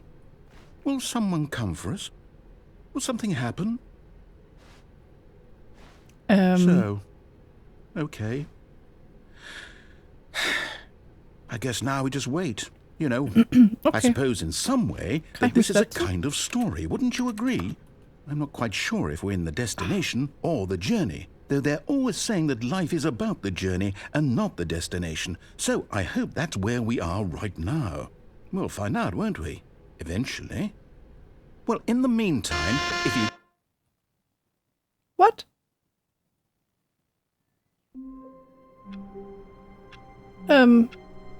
War das jetzt geplant? War das ein Ende? Oder sind wir immer noch beim Verwirrungsende? All of his co-workers were gone. Ich What glaube, could das it ist das mean? Verwirrungsende gewesen. Stanley decided to go to the meeting room. Perhaps he had simply missed a memo.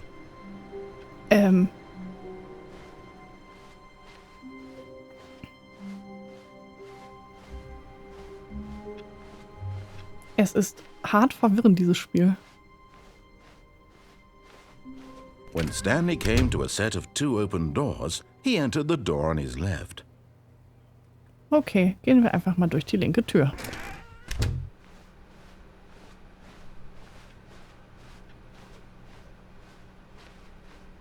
Yet there was not a single person here either. Feeling a wave of disbelief, Stanley decided to go up to his boss's office, hoping he might find an answer there. Was kam da eigentlich noch alles?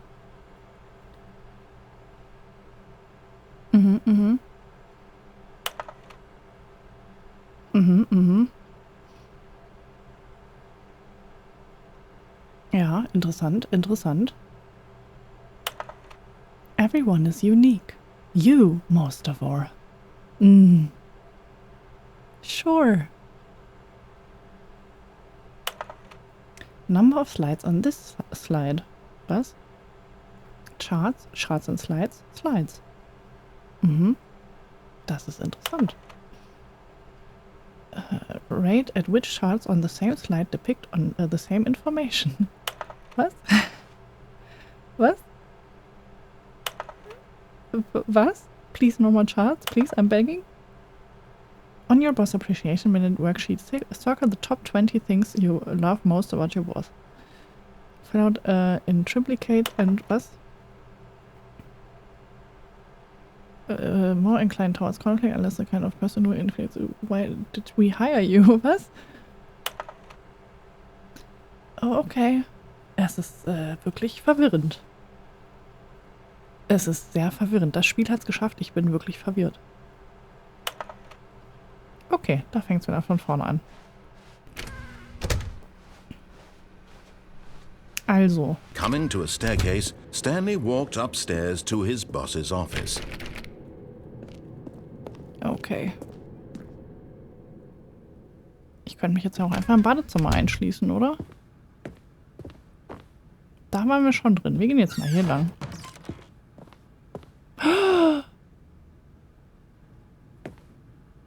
Business Strategy. What? Der arme Panda. Wir nehmen jetzt den Aufzug.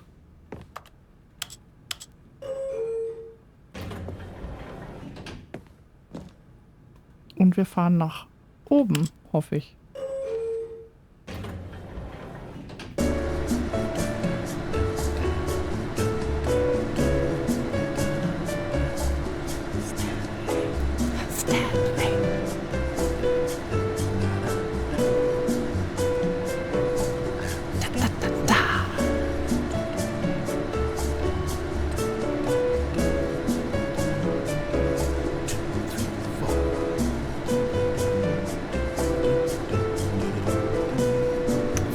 Musik ist super.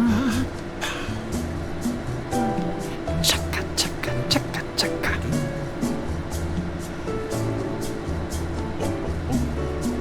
Der Sprecher singt mit, ne? Da, da, da, da, da. Wie bei Hella von Sinnen, genau.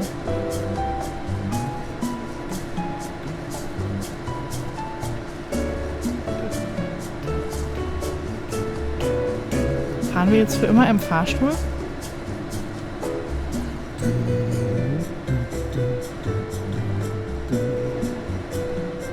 Ich kann es nicht lesen.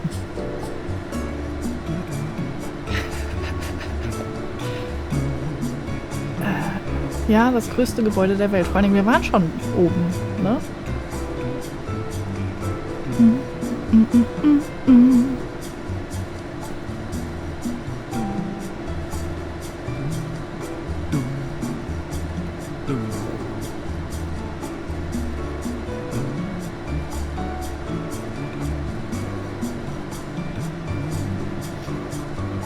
Ich hoffe, ihr habt genug zu trinken dabei. Also, ich habe Zeit.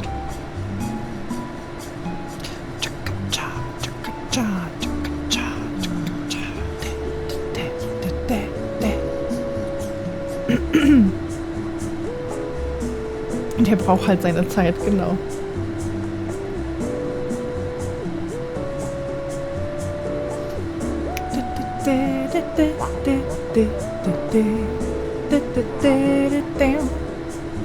Was?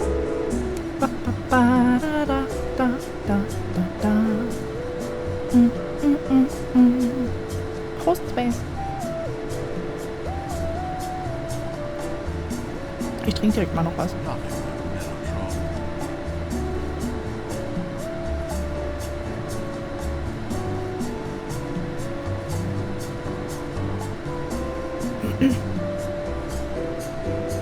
Ja, ich weiß nicht.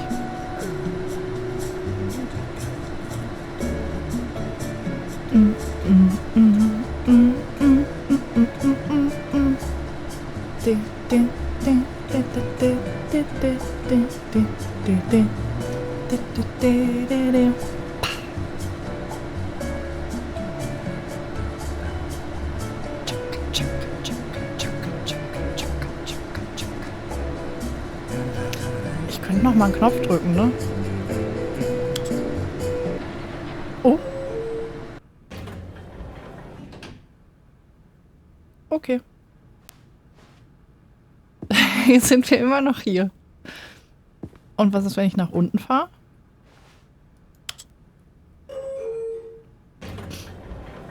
Wie lange stehst du so eigentlich an einer roten Ampel im Auto? Oh, kommt drauf an, wie meine Laune so ist. Und weil es so schön war.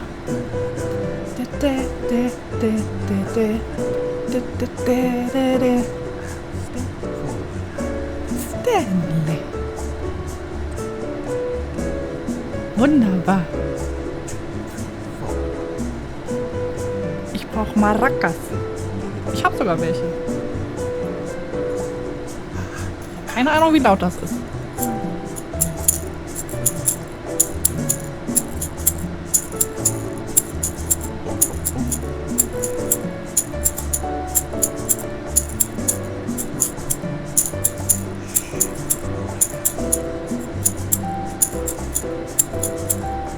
Den kenne ich auch, Anja.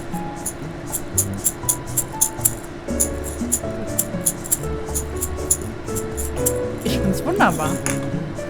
So. Ich glaube, hier passiert sonst nichts. Aber ich finde es super.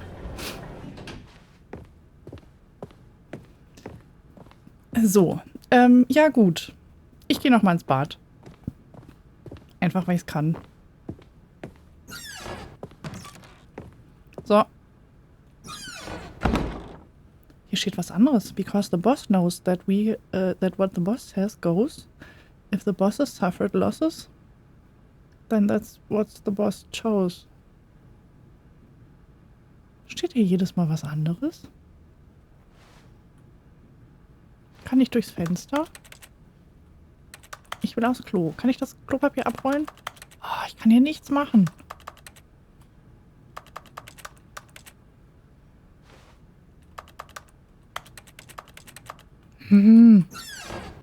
Frustrierend. Who knows? Ja, ziemlich sicher. Ich bin jetzt die neue Sekretärin vom Boss. The Beige Pages. Was ist das? Business Time? Was? Are Nostil Take Birth? Ich kann es nicht lesen. The new biannual percentage? Okay. Ja, ich kann ja scheinbar nichts weitermachen. Na gut, dann gehen wir hier wieder ins Büro. Stepping into his manager's office, Stanley was once again stunned to discover not an indication of any human life. What could it mean? Stanley wondered aloud to nobody. He began wildly tearing through papers on the boss's desk, pulling books off the shelf, looking behind paintings, desperate for clues to his situation. But his attention was caught by a keypad behind the boss's desk. What could its purpose be? In fact, this keypad guarded the terrible secret that lay buried below his feet. And so the boss had assigned it an extra secret PIN number, 2845. But of course, Stanley couldn't possibly have known this.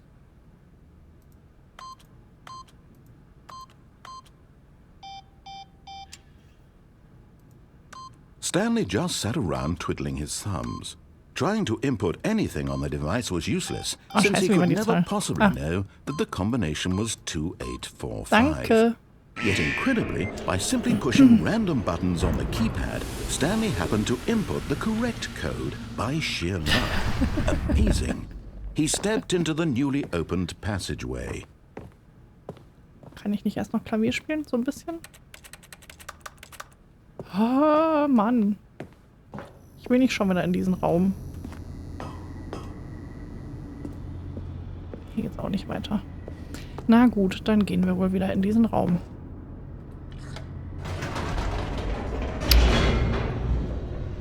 Weiter geht's.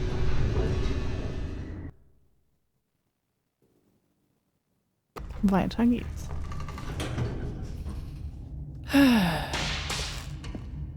Okay.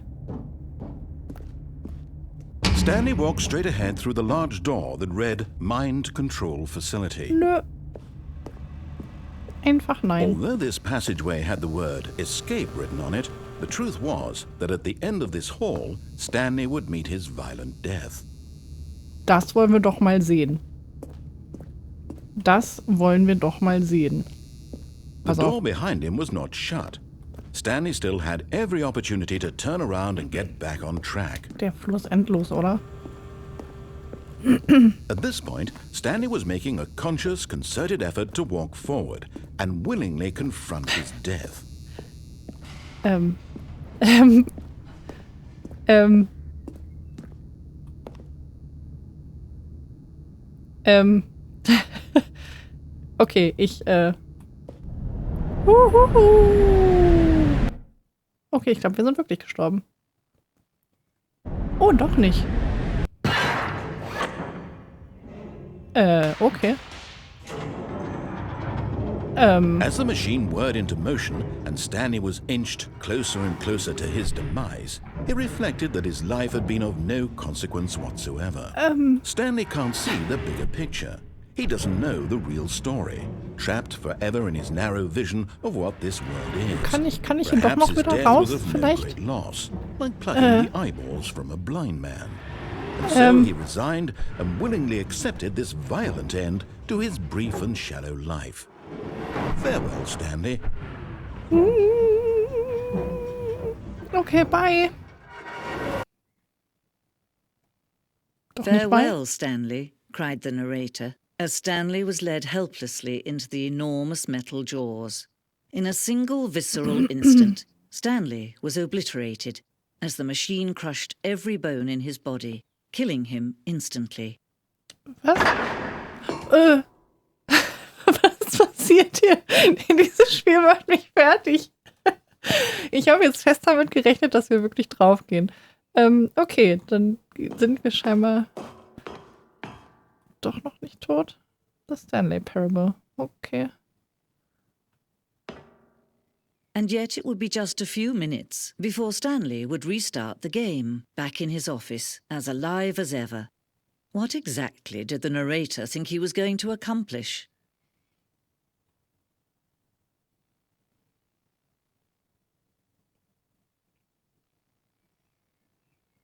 Was passiert hier? Ich bin echt verwirrt. When every path you can walk has been created for you long in advance, death becomes meaningless, making life the same. Do you see now? Do you see that Stanley was already dead from the moment he hit start?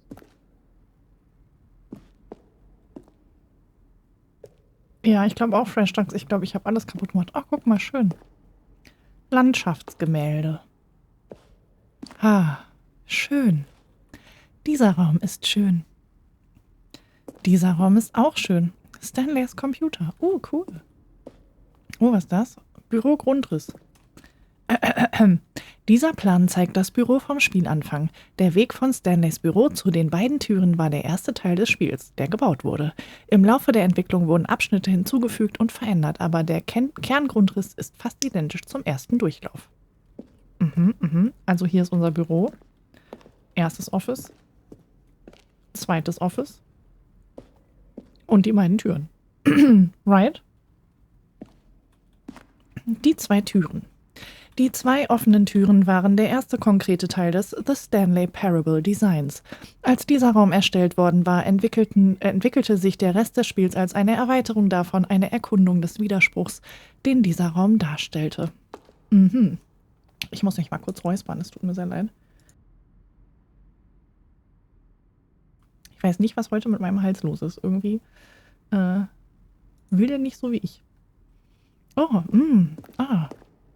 Aktenschränke. Wunderschön. Ein Kunstwerk von Horst Meyer.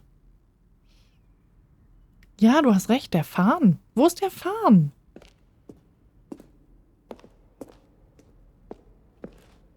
Und was ist das? Hier gibt es kein Exposé-Schild.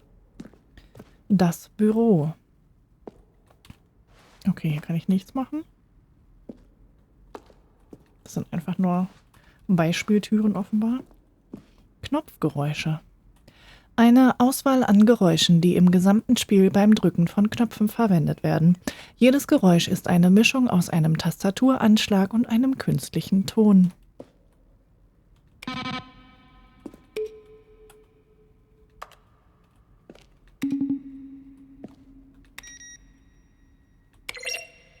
Wunderschön. So, was haben wir hier? Bürocomputer.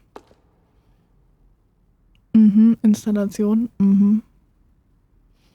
Da spielt jemand Solitär. Wunderbar.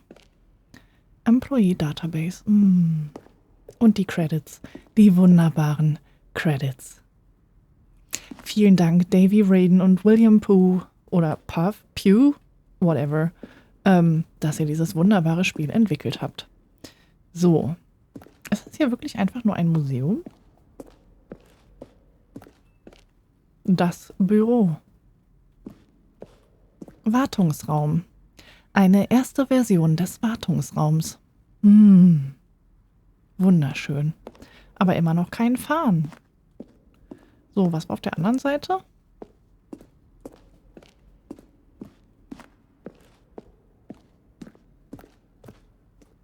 Hier geht's auch wieder hoch. Chefbüro. Screenshots von der Entwicklung des Chefsbüros. Ah, wunderschön. Wunderschön. Bürouhr. Hier gibt's viel zu viel zu sehen. You'll probably spend the next hour trying to solve it.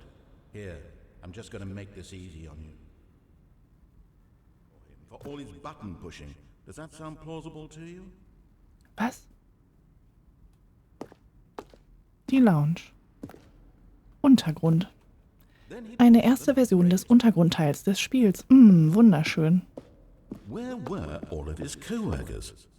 Oh, I don't know. How about they're Erzähler throwing a Outtakes? surprise party for him for all his button pushing? Does that sound plausible to you? He travelled upward to the power source at the top of the facility to end this injustice forever. See how it's impossible for the player to do anything in this room? Perfect example of poor level design. Textbook Rainer. mistake. It's the Viel kind of thing you Erfolg pick up und on. bis morgen. Okay, cool. Es ist echt sehr umfangreich, das Spiel. Freiheitsende, das hatten wir sogar. Das war die allererste Verkörperung des Freiheitsendes in der Alpha-Version des Spiels. Aha. Countdown-Schreibtisch. Ich glaube, den hatten wir noch nicht. Ich glaube, ich spoilere mich hier zum Teil. Wo bin ich hier? Hier waren wir auch noch nicht. Sending-Hebel. Oh Gott, was passiert hier? The game is now paused. Pause-Menü. Lange Zeit hatten wir ein Ende, das nur endete, wenn der Spieler das Pausenmenü neu startete. Leider haben nur sehr wenige Spieler erkannt, dass sie dies tun sollten, was für alle frustrierend war. Gut zu wissen. Was war das? Ich glaube, das kennen wir alles noch nicht. Wie komme ich hier wieder raus?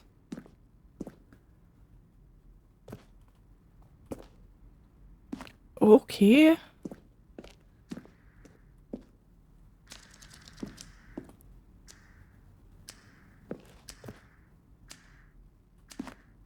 Der Wohnungstimer, wo sind wir hier? Komme ich hier wieder raus? Oh, da, guck mal, da ist mein Büro. Stanleys Büro. Von links nach rechts. Die Entwicklung von Stanleys Büro im Lauf der Zeit. Das erste wurde im November 2011 erstellt, das zweite im März 2012 und das dritte im Februar 2013. Schön. Guck mal. Ja, hat sich doch etwas weiterentwickelt. Oha. Ja, wunderschön. Okay.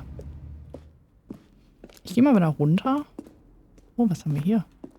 Das Büro.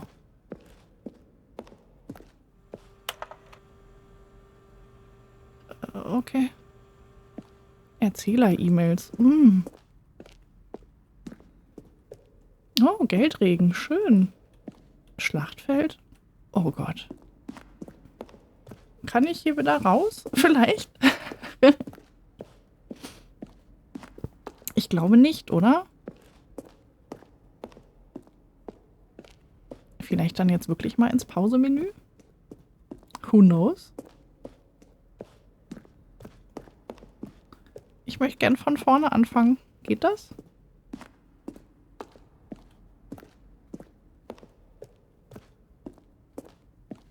So, Moment.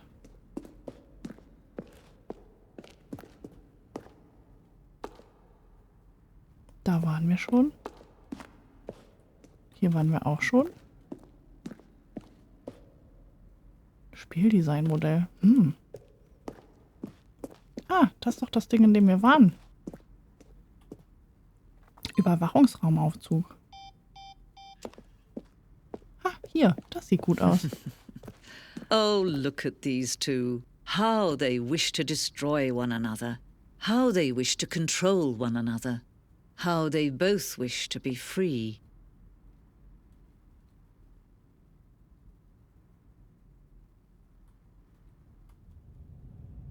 Can you see? Can you see how much they need one another? No, perhaps not. Sometimes these things cannot be seen. But listen to me. You can still save these two. You can stop the program before they both fail. Push escape and press quit. There's no other way to beat this game. As long as you move forward, you'll be walking someone else's path. Stop now and it'll be your only true choice. Whatever you do, choose it. Don't let time choose for you. Don't let... Okay. Okay. Ich glaube, ich muss es neu starten, oder? Ha! Fortsetzen ging auch.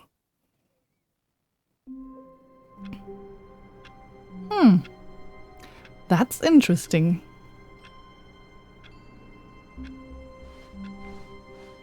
All of his co-workers were gone. What could it mean? Stanley decided to go to the meeting room. Perhaps he had simply missed a memo.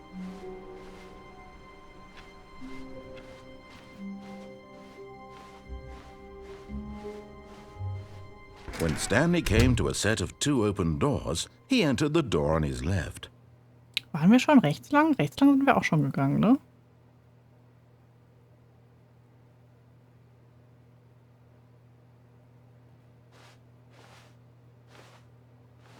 Ich gehe jetzt noch mal hier lang. This was not the correct way to the meeting room, and Stanley knew it perfectly well. Perhaps he wanted to stop by the employee lounge first, just to admire it.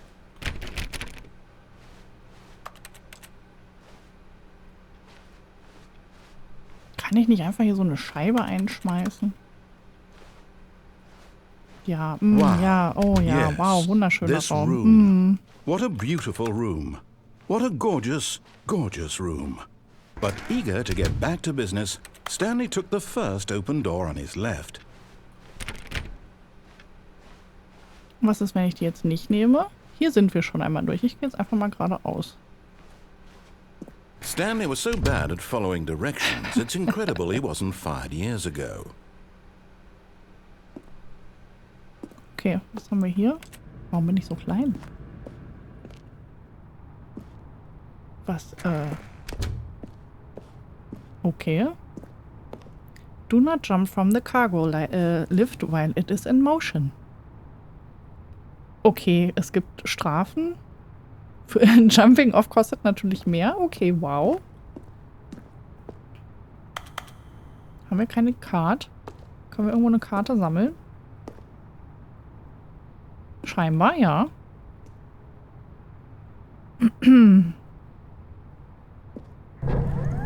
Look, Stanley, I think perhaps we've gotten off on the wrong foot here. I'm not your enemy, really, I'm not. I realize that investing your trust in someone else can be difficult, but the fact is that the story has been about nothing but you all this time.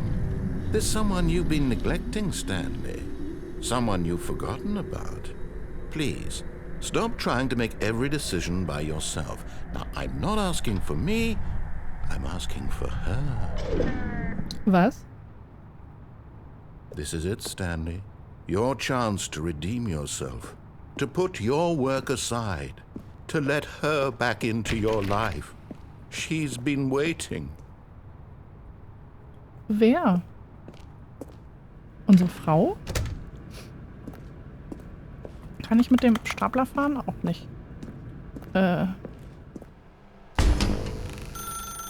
That's her, Stanley.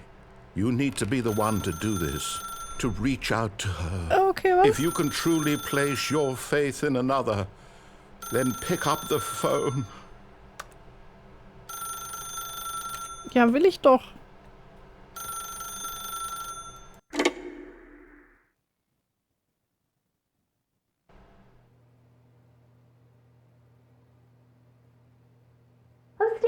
that you? Hold on, sweetie. Sorry to keep you waiting. I'm just pulling the bread out of the oven. All right. Was? Okay, there we go. All right, now, I want you to come in and tell me all about your Gotcha! Oh, come Wow. on. Did you actually think you had a loving wife who'd want to commit their life to you? I'm trying to make a point here, Stanley. I'm trying to get you to see something. Come inside. Let me show you what's really going on here.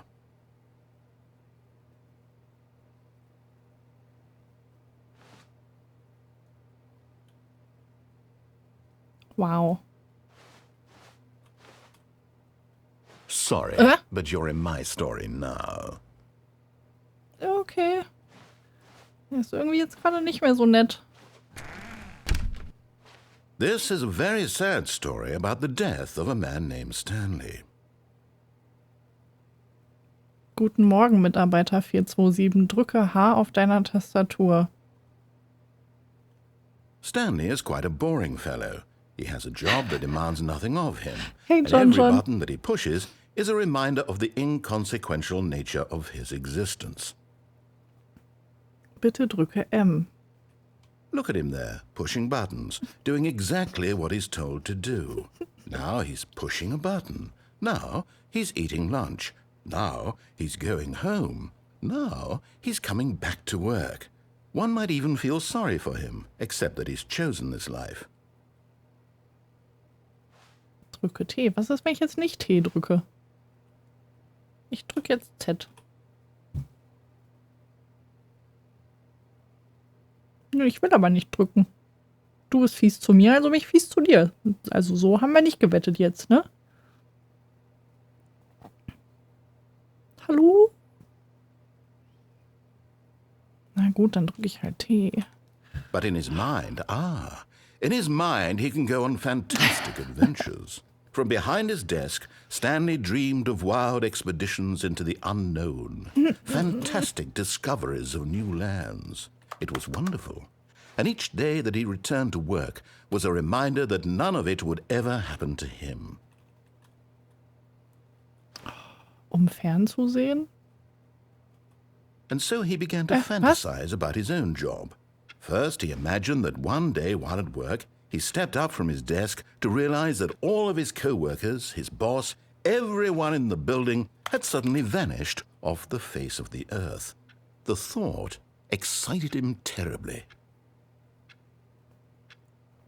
Drücke N, Zeit mit den Jungs zu verbringen. So he went further. He imagined that he came to two open doors and that he could go through either. At last, choice. It barely even mattered what lay behind each door. The mere thought that his decisions would mean something was almost too wonderful to behold. Drücke C, Abendessen vorzubereiten. Ich drücke C. As he wandered through this fantasy world, he began to fill it with many possible paths and destinations. Down one path lay an enormous round room with monitors and mind controls. And down another was a yellow line that weaved in many directions. And down another was a game with a baby. And he called it Viel Spaß the im Workspace. Stanley Parable. Drücke Q, deinen Kindern eine Geschichte zu erzählen. It was such a wonderful fantasy, and so in his head he relived it again, and then again, and again, over and over, wishing beyond hope that it would never end, that he might always feel this free. Surely there's an answer down some new path, mustn't there be? Perhaps if he played just one more time. Drücke X, deiner Frau zu sagen, dass du sie liebst. Ich liebe dich, Schatz. But there is no answer. How could there possibly be? In reality, all he's doing is pushing the same buttons he always has. Nothing has changed. The longer he spends here, the more invested he gets, the more he forgets which life is the real one. Drücke O, schlafen zu gehen. And I'm trying to Ich bin tell ein him Roboter, nicht that in weiter. this world he can never be anything but an observer. That as long as he remains here, he's slowly killing himself. But he won't listen to me. He won't stop. Here, watch this. Stanley, The next time the screen asks you to push a button, do not do it. Okay. Dann drücke ich jetzt keine Taste. Vielleicht beschwerst du dich dann nicht mehr über mich. Kenne ich ja nix, ne? Gute Nacht, Mortimer. Schlaf schön. So, ich drücke jetzt keine Taste. Und sonst so? Ich hätte jetzt gerne noch mal die Fahrstuhlmusik. Die wäre super. Mhm, Tick-Tack, genau, drüber. Ich habe doch gar keine Wahl. Ich muss eine Taste drücken. Er sagt sonst nichts. Ich drücke jetzt keine Taste. Ich laufe auf und ab.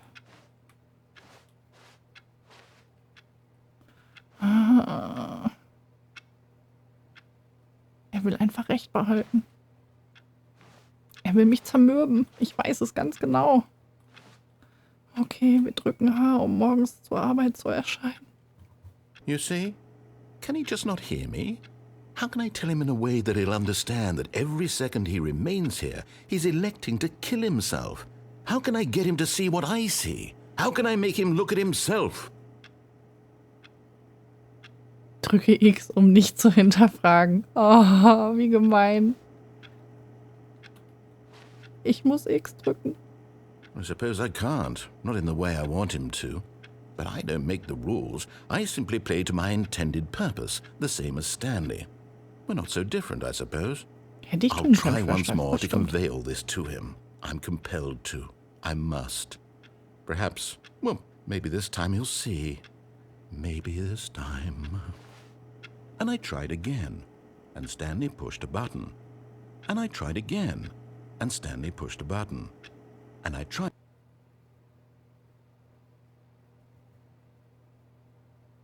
Wow. Wow.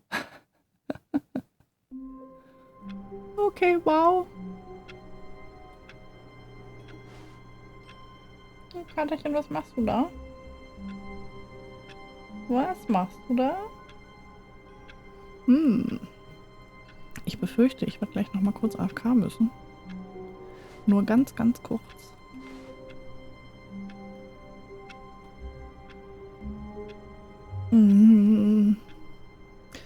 Sekunde. Ich bin sofort wieder da und überlasse euch dem wunderbaren Ticken der Uhr. Bis gleich.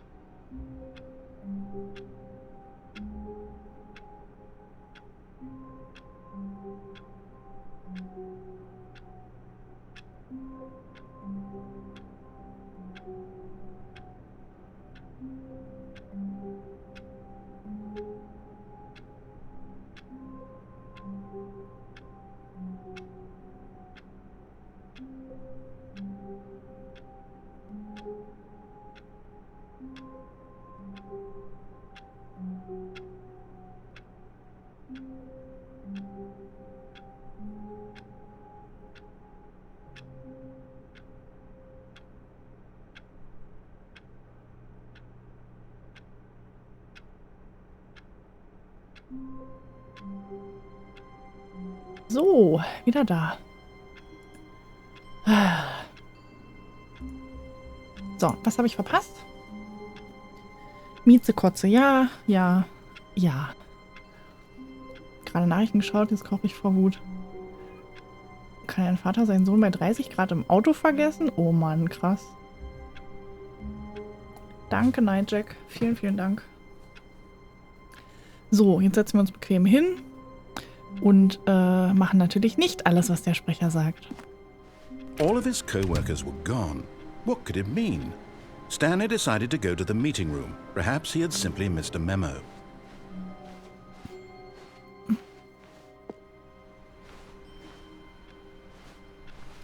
Kann ich nicht hier einfach durch?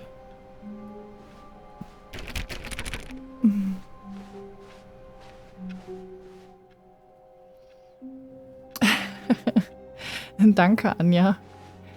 Oh, New Content. Oh, new content? What does that mean, new content? Okay. Okay. Gute Nacht, Anja. Schlaf gut. Ja, an irgendeinem Punkt werde ich das tun müssen, aber doch nicht sofort. The Stanley Parable Ultra Deluxe. As you may know, the Stanley Parable was a video game released in 2013 on home computers. After receiving critical and commercial success, it was expanded upon in 2022 with the Stanley Parable Ultra Deluxe, a reimagining of the game for consoles and home computers. Okay. The Stanley Parable Ultra Deluxe features exciting new content that broadens and expands the world of the Stanley Parable, delighting audiences the world over. Wie schön. Please, step inside and see what thrilling new adventures await in the Stanley Parable Ultra Jetzt bin ich Deluxe. gespannt. Oh, well, this sounds delightful. I'm very excited to see the thrilling new Ultra Deluxe content. Jetzt bin ich gespannt, was wir hier geboten kriegen.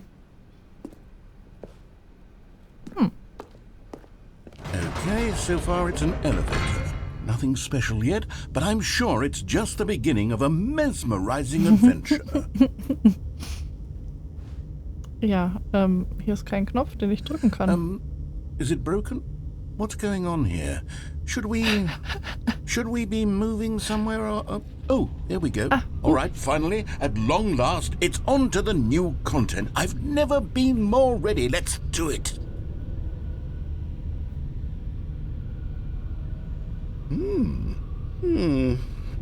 I have to say, initial impressions of Stanley Parable Ultra Deluxe, mostly tedious.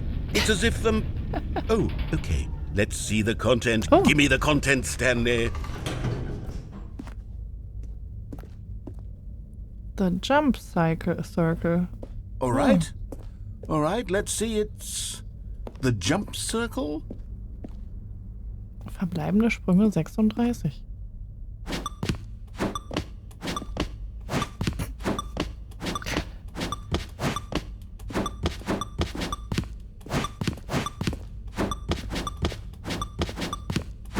Yay! Neuer Content!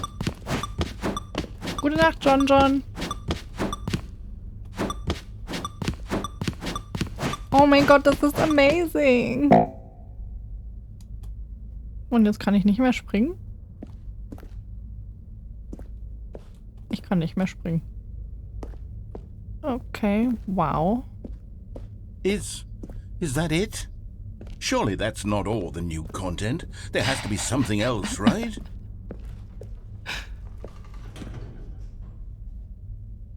Offensichtlich nicht.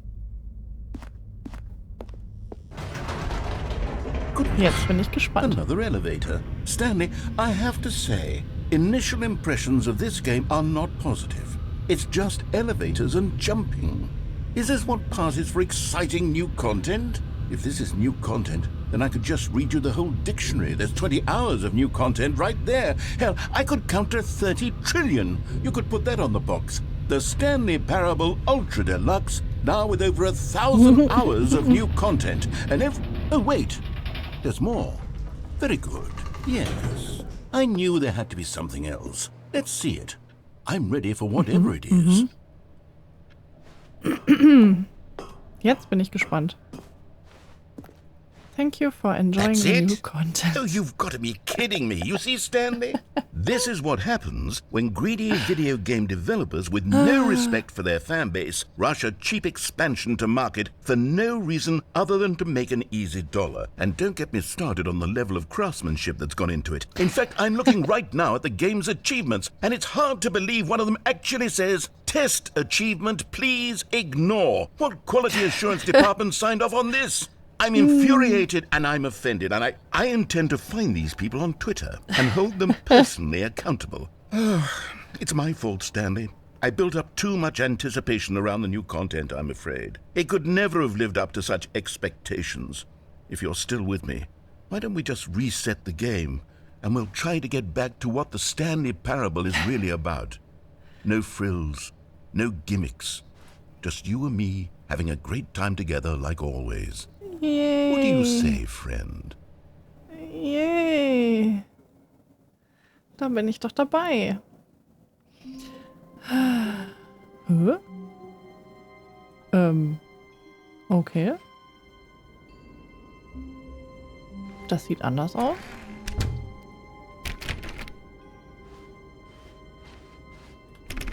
Kann ich jetzt springen? Nein. Ein Bild von dem Büro, wo wir normalerweise durchlaufen. Stanley, come over here. In the vent. I want to show you something. Okay. Kann ich den Schraubenschlüssel bitte mitnehmen, um mich zu verteidigen, notfalls?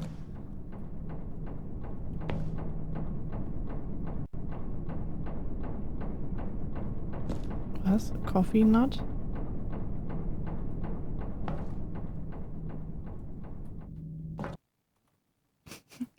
Was passiert hier? Was passiert hier zur Hölle? Okay. Okay, you remember how cheap and unsatisfying the new Ultra Deluxe content turned out to be? Well, it got me thinking about the past and how much better the Stanley Parable used to be. So I made something special and tucked it away here where the game's developers won't find it. Just our little secret. Okay. Take a look. Wow. Wow. Okay, wow. I call it the Memory Zone. It's where I've been storing all my favorite memories so I can relive the peak experiences of my life whenever I want. Experiences like the launch of the Stanley Parable on PC. Oh, guck mal, da liegt ein Paket. Kann ich nicht nehmen. Schade.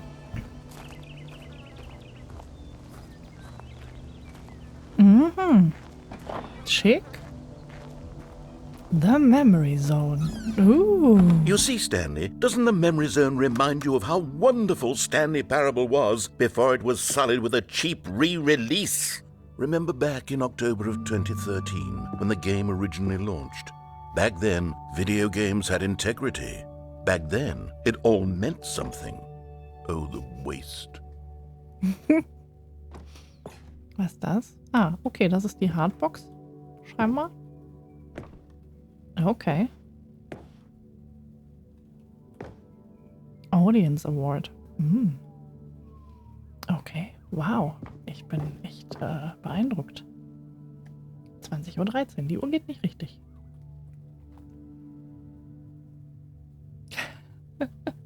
Okay, wunderbar. Oh, Postkarten. Ich möchte Postkarten, bitte.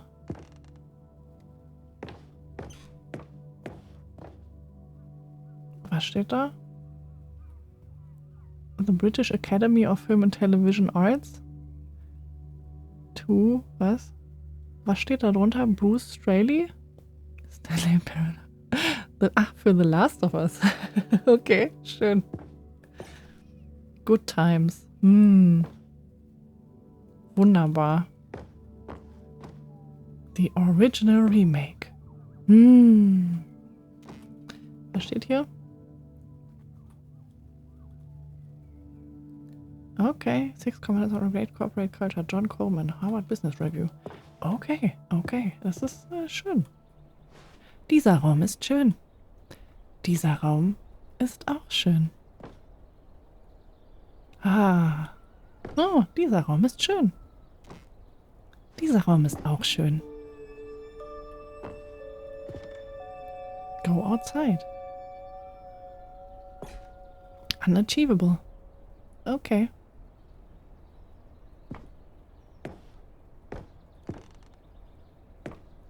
Nominiert British Academy Award.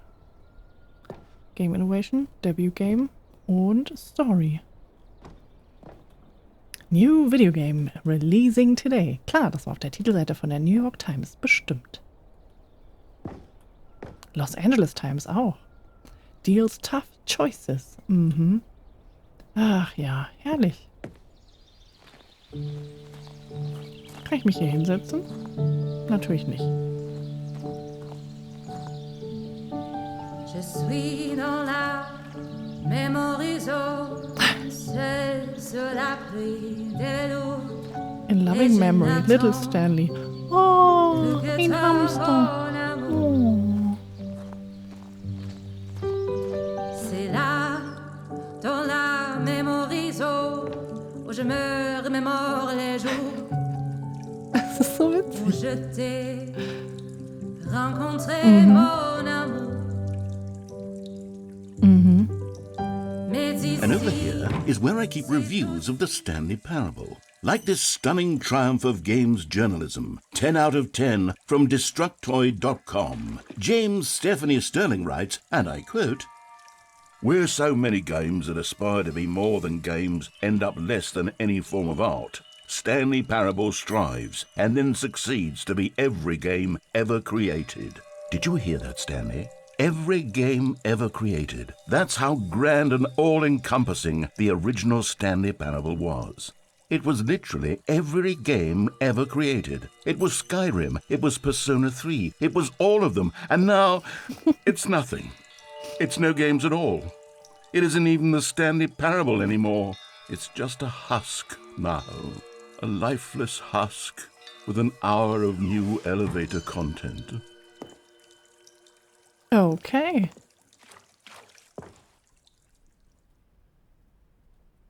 Okay. Noch mehr Fotos? Oh, da waren wir auch noch nicht. Ist das nicht aus Portal? Das ist doch aus Portal.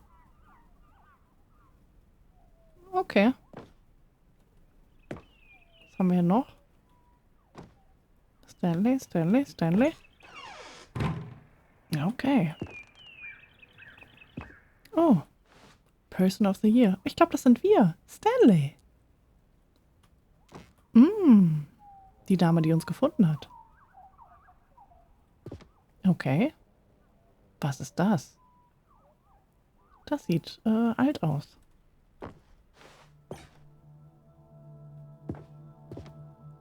The end is never the end. Ja, das sehe ich wohl auch so. Was haben wir hier noch? Das ist jetzt irgendwie Stanleyception, ne? For Scott K. Ah, wunderschön. Wunderschön. Ich will diese Krawatte. Und ich will durch diese Tür. Your number is 29. Here's another moving passage, this time from GameSpot.com. The Stanley Parable is both a richly stimulating commentary on the nature of choice in games and one that offers some of the most enjoyable, surprising, and rewarding choices I've ever been confronted with in a game. 9 out of 10. Don't you get it, Stanley? The game was perfect. It didn't need anything else. It didn't need new content. It just needed to be left alone, to spend the rest of time collecting dust in the hallowed hall of beloved video game memories. Hallo, der Schweizer Grüezi. Okay.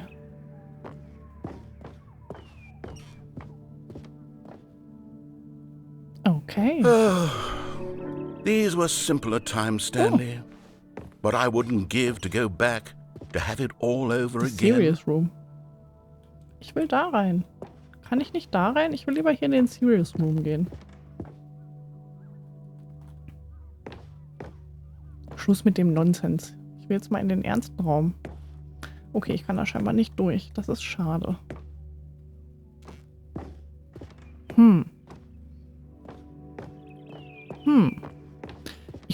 Ich muss da scheinbar durch. Oh, warte mal, was ist hier noch?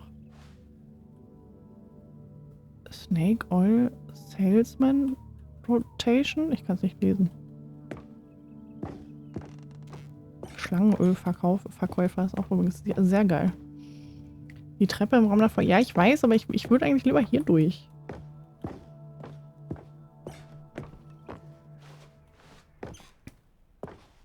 Ich würde trotzdem lieber da hinten durch. Wait, hang on. I don't recall this part of the memory zone before. What's this? What's down here? Drinks. Okay. Okay. Oh no. Oh God, no. Steam reviews Stanley, it's a in collection container? of reviews from Steam, the online video game distributor. I haven't looked at these in years. I can't even imagine what's been collecting down here. Surely these reviews were glowing as well, weren't they?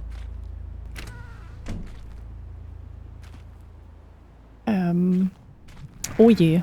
Honestly, I could not be bothered to play this game to full completion. The narrator is obnoxious and unfunny, with his humor and dialogue proving to be more irritating than entertaining. Unfunny! I'm not trying to be funny. I'm trying to make a serious work of art. I suppose I could write up a handful of gags to insert into the Stanley Parable, but the game is already such a densely layered web of profound philosophical insights that I can't even imagine where I'd have the room to stick them.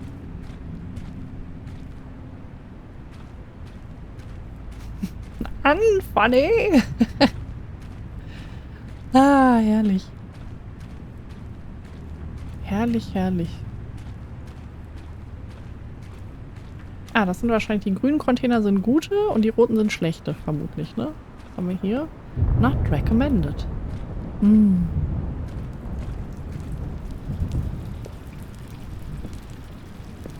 Ah, das ist eine gute. Okay, let's see what this one says. While the idea for the game is good, for someone who prefers non-linear games, this preachiness gets annoying fast. Preachy? Stanley? I'm not preachy, am I? You can tell me if I'm preachy. Honestly, you can. Oh, goodness. This is actually quite shocking for me.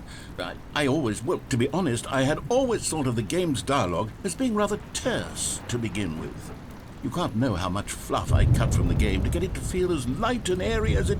Well, I always thought it did, but maybe it wasn't. Oh dear. What an awful memory to have to hold on to. These black marks on my otherwise unimpeachable track record.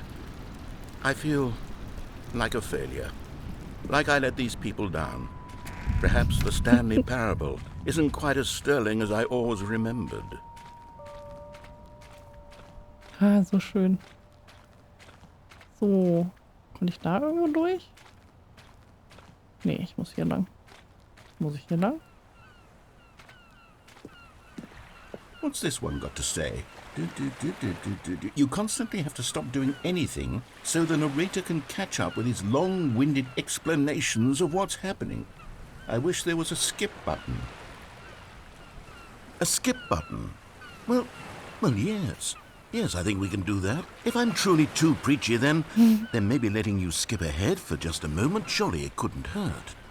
Not if it means we can strike these negative reviews from the record. Only positive reviews of the Stanley Parable.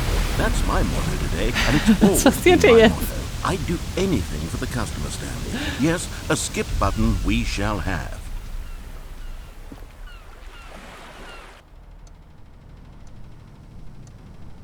Okay. And here it is. Go ahead and give it a shot. I'll pop you...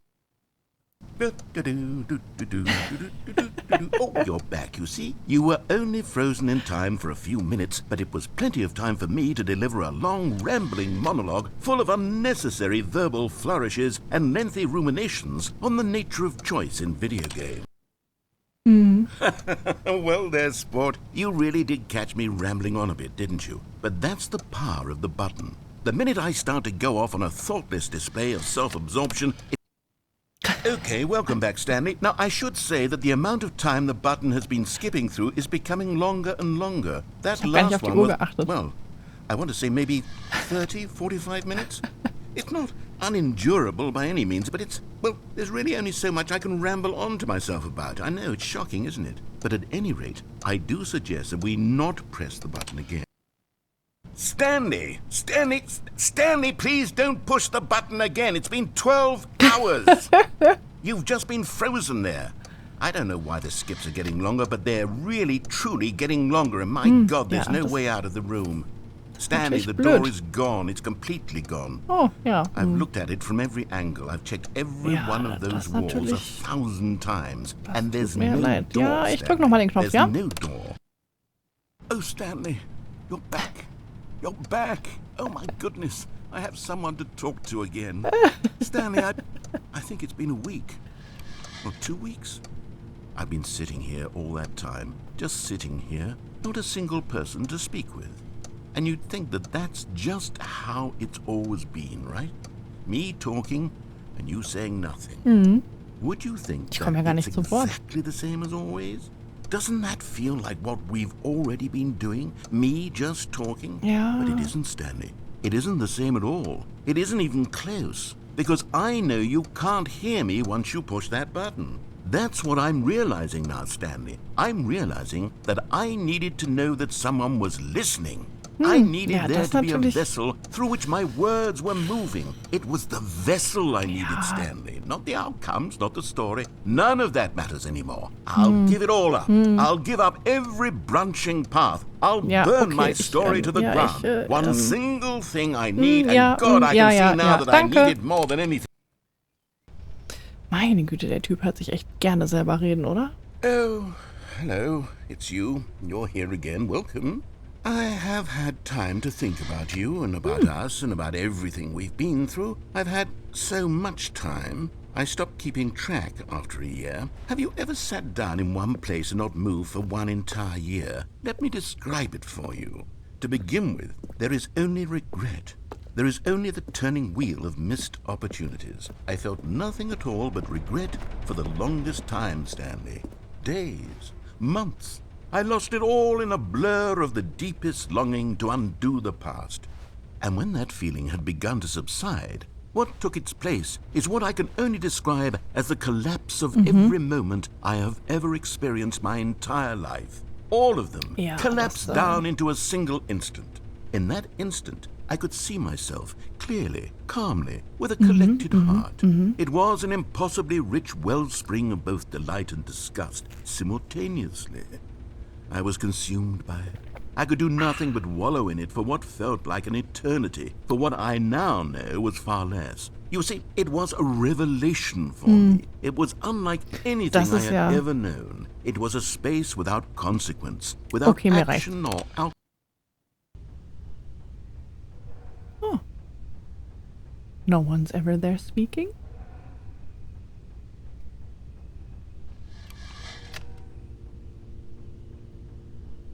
Hallo?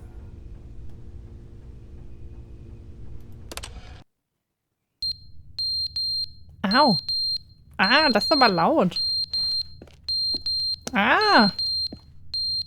Ist das der Rauchmelder? Oh Gott, das ist laut. Ah, ich muss mich mal kurz weiter weg davon stellen. Oh mein Gott, das ist laut. Ich skippe das mal kurz. Entschuldigung, es wird nochmal laut. Sorry. Oh. But they didn't understand the game was never meant to be funny. It was meant to have a point. It was meant to speak to the human condition. But where are the jokes? Where are the jokes? They bemoaned, they screamed, they gnashed their teeth and said, entertain us. It wasn't enough. They had to leave a pathetic little thumbs-down review and make all of their pitiful demands. But then, he's talking too much, they said. First, he didn't entertain us, now he won't shut up. It's the inconsistency, it's the lack of accountability. It's the unwillingness to examine with an uncompromising heart the words that they are speaking into the world. As though there were no consequences for a lack of...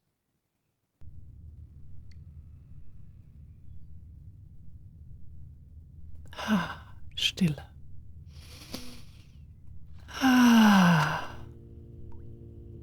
Hier tropft irgendwo was. Okay. The end is never the end, is never the end, is never the end, is never the end, is never the end, is never the end, is never the end, is never the end, is never the end, is never the end, is never the end, is never the end, is never the end, is never the end, is never the end. Es tropft mehr, oder? Muss mal gucken gehen, nicht, dass hier irgendwo noch... Oh, ich glaube, es leckt hier so langsam, ne? Sind wir wieder untergegangen? Sind wir wieder unter Wasser vielleicht? Wer weiß das schon? Oh, ja, Wasserschaden. Oh, ja,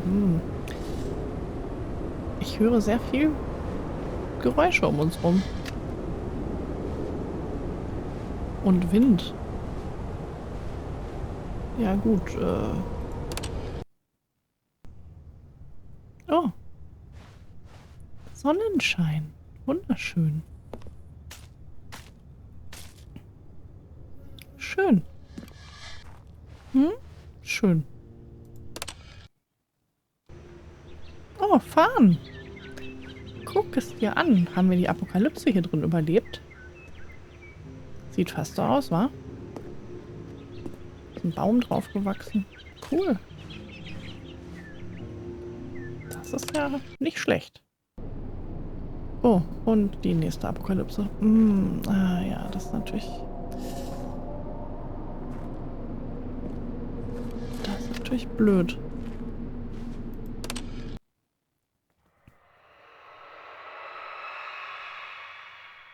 Was ist das?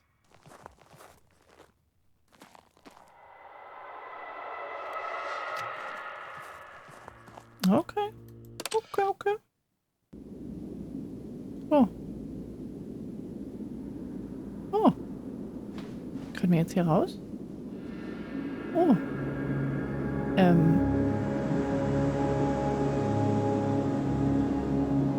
Ja, das ist natürlich... Ich glaube, der Button ist kaputt. Nee, geht nicht mehr. Na gut, dann würde ich sagen, gehen wir jetzt mal in die Richtung.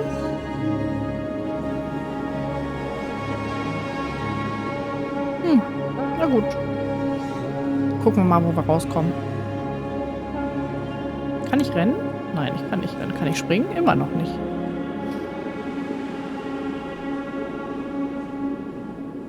Ja. Ist halt, ne? Oh. Ich dachte, wir können jetzt noch weitergehen.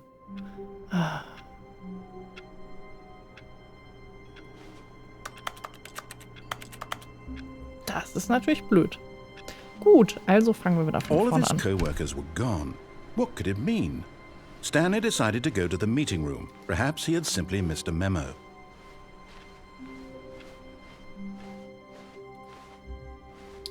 New content? Oh, good. Tut mir leid, You ich bin- noticed my sign. Yes, Ich I bin have something neugierig. very exciting to show you. Ich bin neugierig. Was soll ich tun? Was denn? Bereust du den Wunsch des Spiels? War hier sonst noch was? Okay. Ich wollte nur sicher gehen. You see, Stanley, I've been reflecting on the Stanley parable and about how Ein roundly wenig. disappointing this ultra-deluxe version has turned out to be. The original Stanley parable was a landmark, and any new content for it should live up to that legacy. So forget this ultra-deluxe nonsense. I say we take it one step even further.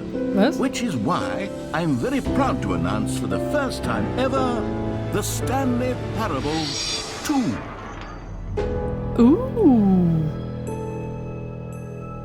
Okay. Yes, you see, isn't this far superior to a measly re-release with a few minor additions? Think of all the new territory we'll cover with a fully fledged sequel. An entirely new experience, built from the ground up. Why, there are so many possibilities. It could go in so many different directions. This is what fans have truly been asking for.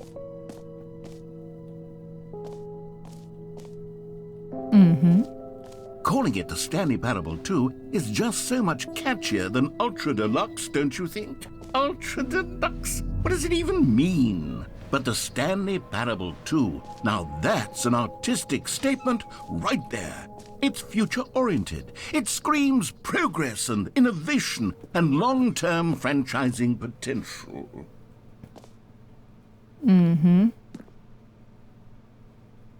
Okay. Okay.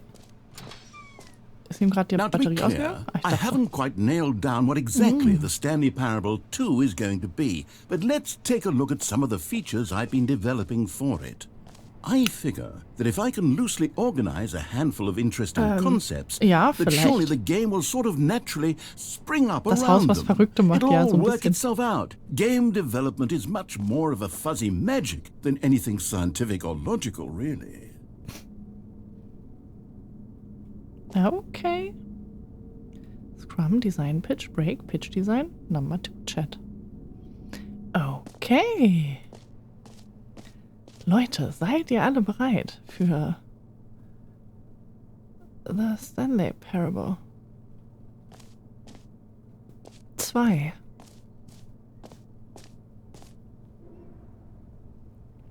Okay. Okay. New features.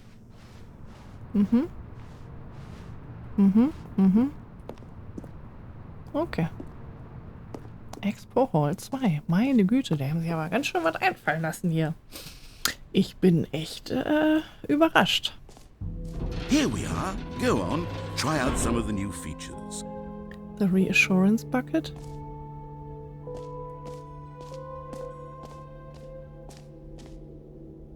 Okay. Hear your name.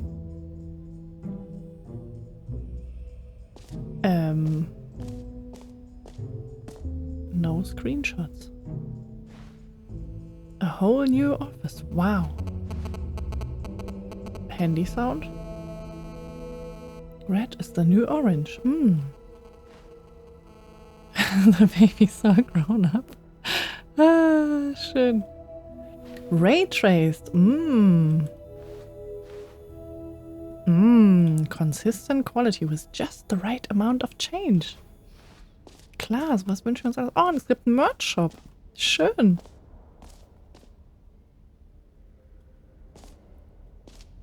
Was gibt's hier? Der Beruhigungseimer. Okay, I'll be honest, I haven't yet Ich wollte mir decided doch noch on die this anderen one. Sachen I angucken. think that in the new version, the office could use a bit of decoration, like balloons. But I'm undecided on Get Well Someday and Happy 12th Birthday. Which would you go with?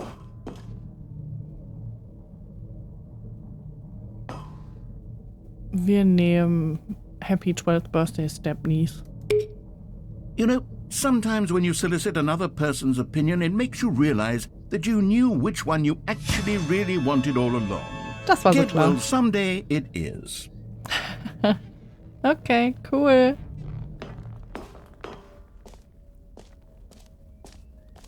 Or actually, maybe I should have gone with... No, Free, I've new made and my easy decision. We're achievement. moving on.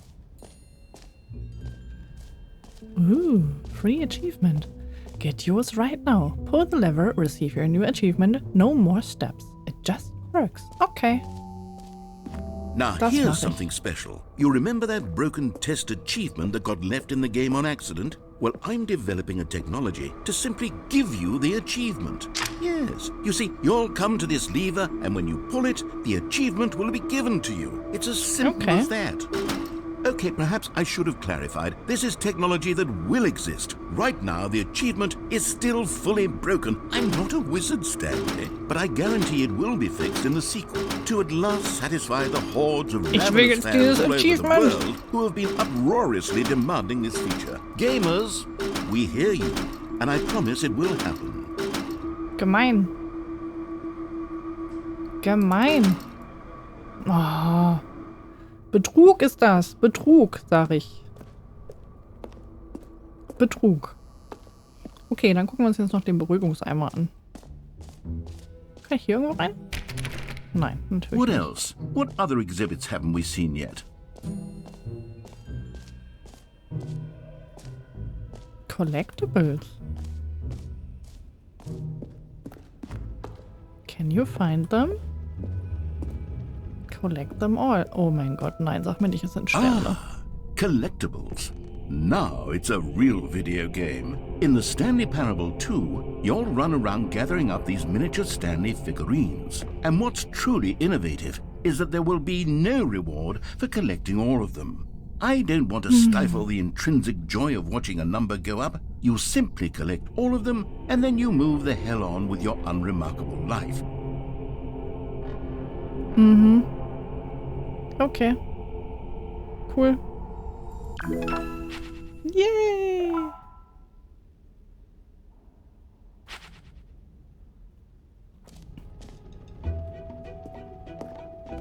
God, it really is the worst when you collect everything in a video game and then they give you a big fancy reward for it. Absolutely tragic. Wo geht's denn hier hin? Ausgang, Sprungkreis. Ah, den hatten wir doch schon. You are here.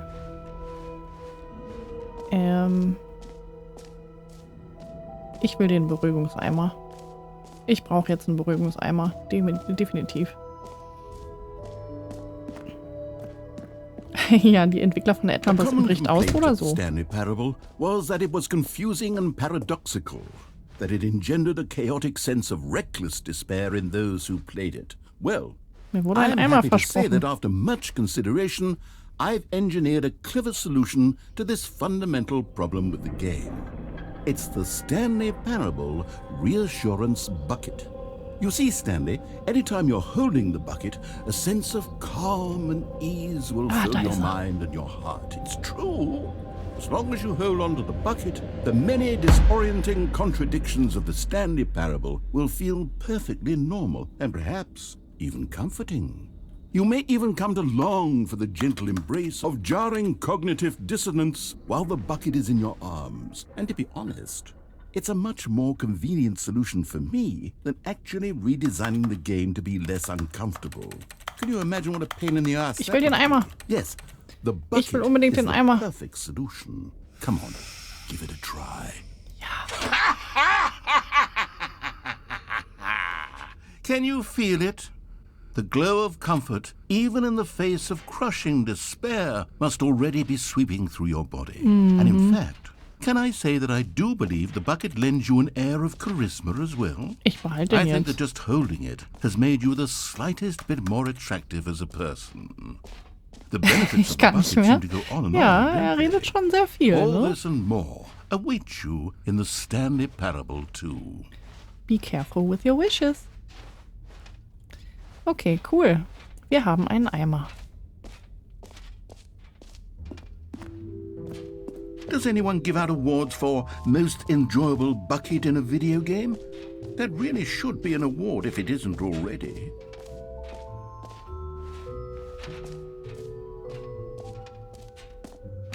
For the Stanley Parable 2, I asked myself, what do players really want?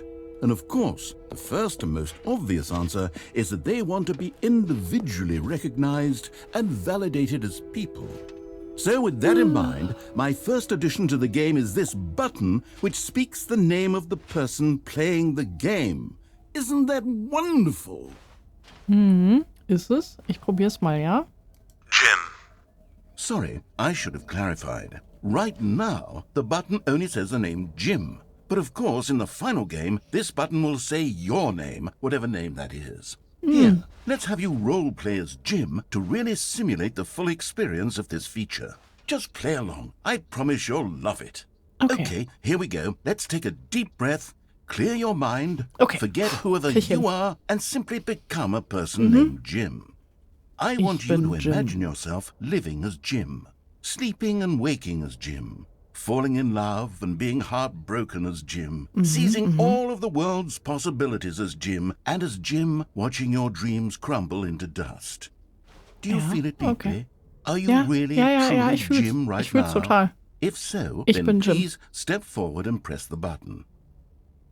Jim.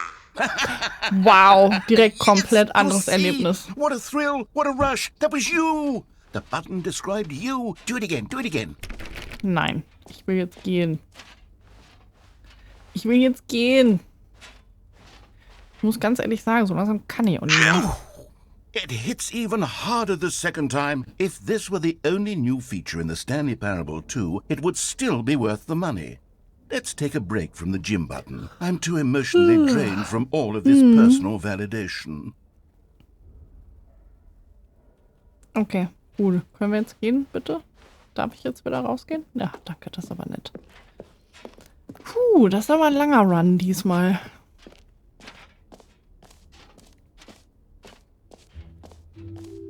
I suppose I could allow only people named Jim to play the Stanley Parable 2. An epilogue would be fun, wouldn't it, Stanley? Yes, it will go at the end of the, Infinite Hole, oh mein Gott, ich will einfach nur nach Hause. Einstellungen, Weltmeister, unendlicher Gratis-Erfolg. Da waren wir schon. Wo war der Ausgang noch gleich?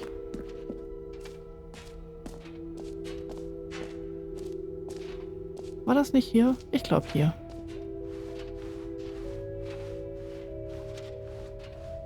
Ausgang. Ja, wir nehmen den Ausgang. Wir gehen mal hier raus. All right. Have you seen everything you wanted to? Ja. Now? Oh mein Gott. Diese Treppe ist so endlich. No Screenshots. Ich will doch nur gehen. Ich darf nicht gehen. So, Stanley, what do you think? Do you like all of the new features? Yes, I know it's not exactly clear yet how exactly these features will come together as one single coherent video game, but I can feel it in my soul. It's going to work. There's definitely a good game in there somewhere. Say, let's do an experiment. Nee, doch kein I'll arrange these new features together and we'll see whether or not it coheres into a meaningful gameplay experience. Ich möchte bitte gehen. Okay. Are you ready? Here it is.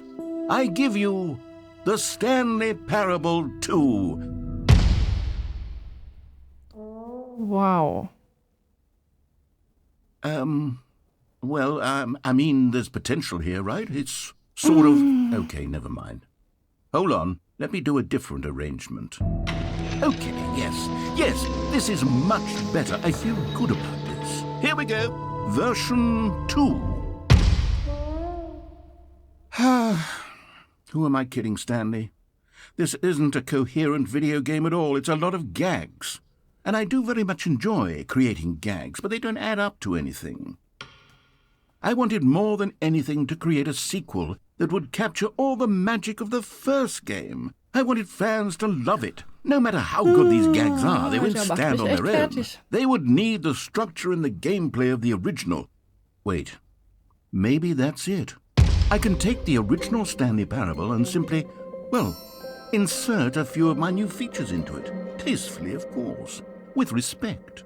With care for the vision and integrity of the original game. Would it possibly work? I suppose it could. But it would need a really tremendous title screen. A title screen that says with bold and uncompromising conviction, "This is the Stanley Parable 2. Let me see if I can whip something up. All right, perfect. Go ahead. Take a look. Was? Was?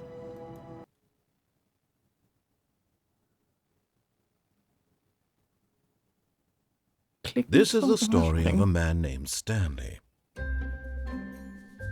Stanley worked for a company in a big building where Okay, cool. all of his co-workers were gone. What could it mean? Stanley decided to go to the meeting room. Perhaps he had simply missed a memo. Okay. Ich bin im Irrenhaus. Ich bin Stanley eindeutig felt im the bucket Irrenhaus. calling to him, begging him to pick it up. When Stanley came to a set of two Was? open doors, he entered the door on his left.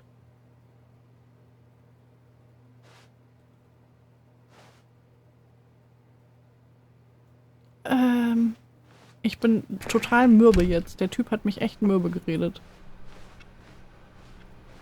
15 Grad, jetzt Fenster auf. Kippe, aber Yet there was Ja, not a dann single Night person Jack. here either.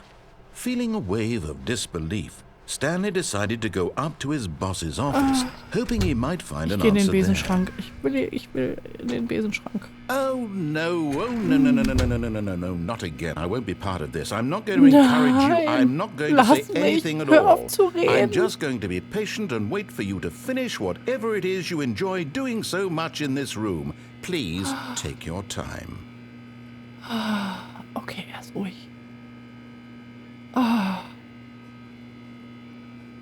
Du hättest schon Rage quittet? Nee, ach was. Du weißt, ich bin geduldig. Es ist so schön. Stille.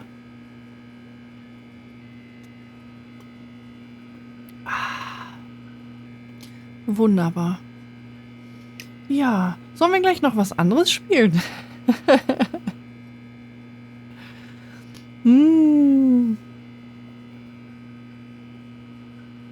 Okay, ich bleib ruhig. Dann folgt jetzt eine Awkward Pause.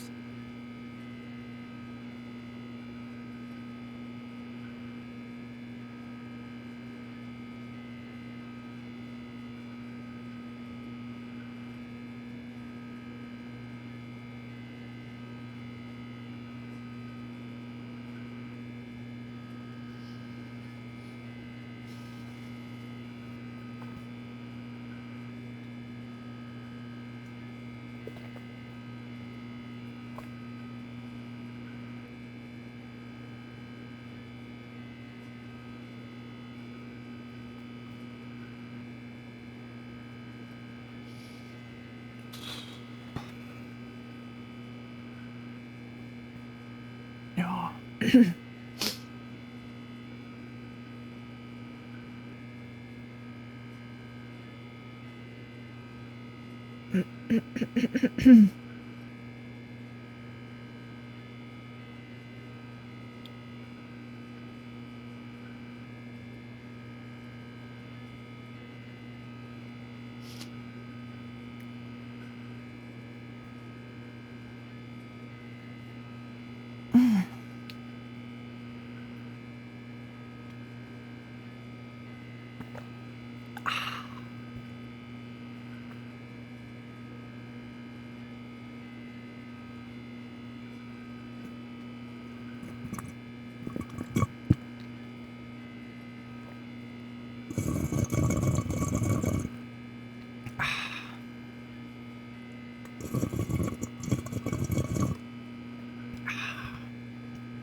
Ja.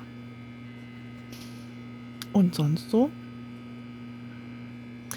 Mit The Stanley Paradigma? Also, oh, sag mir nicht, das gibt's auch. Ich habe 0 vom Büro gesehen. Weiß ich noch nicht, Eric. Vielleicht nochmal The Stanley Parable. Wir werden sehen.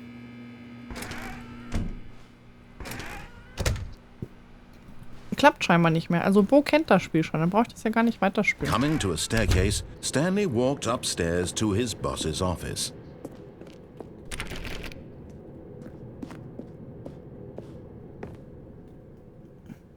Und sonst so? Haben am Wochenende einen Jeep geschrottet. Oh, schön. Ja, ne? Man hat ja sonst keine Hobbys. Ja, gut.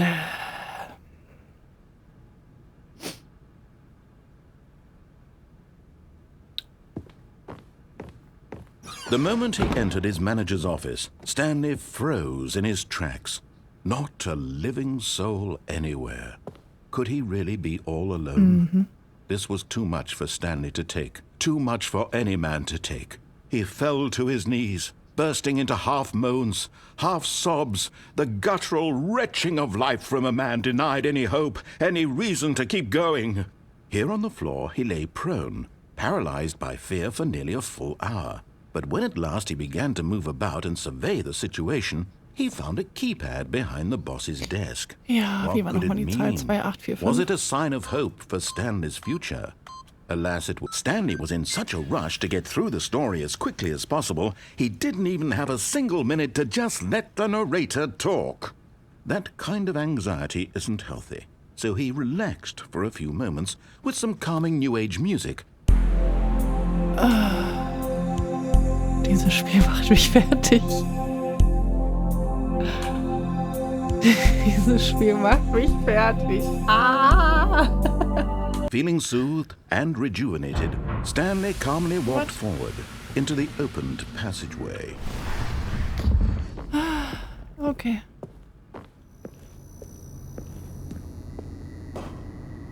Oh, collectible.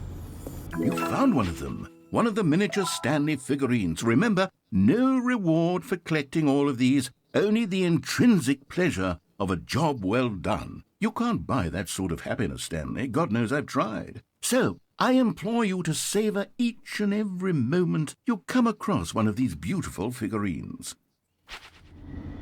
Wow, Bo. Wow. Ich glaube, du kriegst gleich mal ein Timeout. Du hast dieses Game vorgeschlagen. So, jetzt ist es raus. Bo ist schuld, dass wir dieses Game spielen.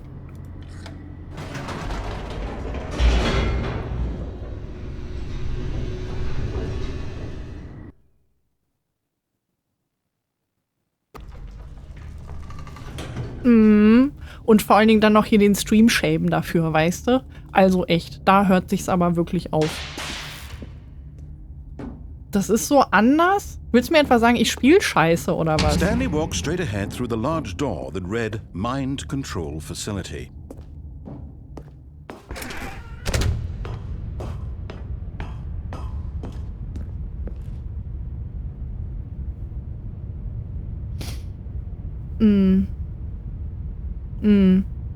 Ich glaube, wir machen noch mal eine kurze Pause. Ich bin gleich wieder da.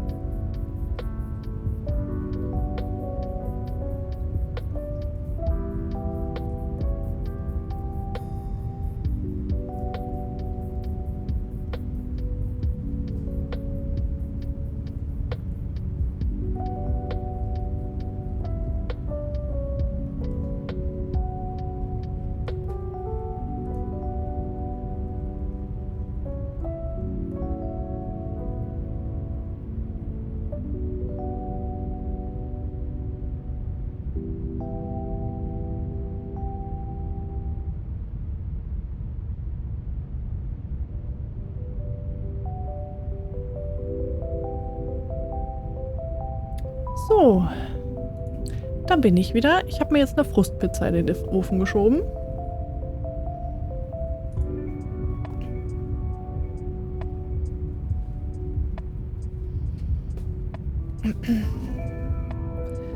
So. Hi Wälder. Hallihallo.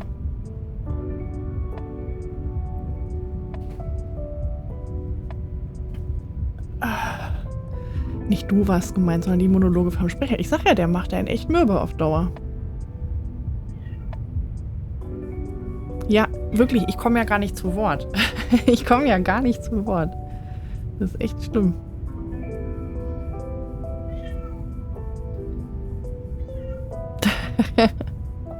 Ja, für Refund ist jetzt leider zu spät. Ich spiele schon länger als 2 Stunden.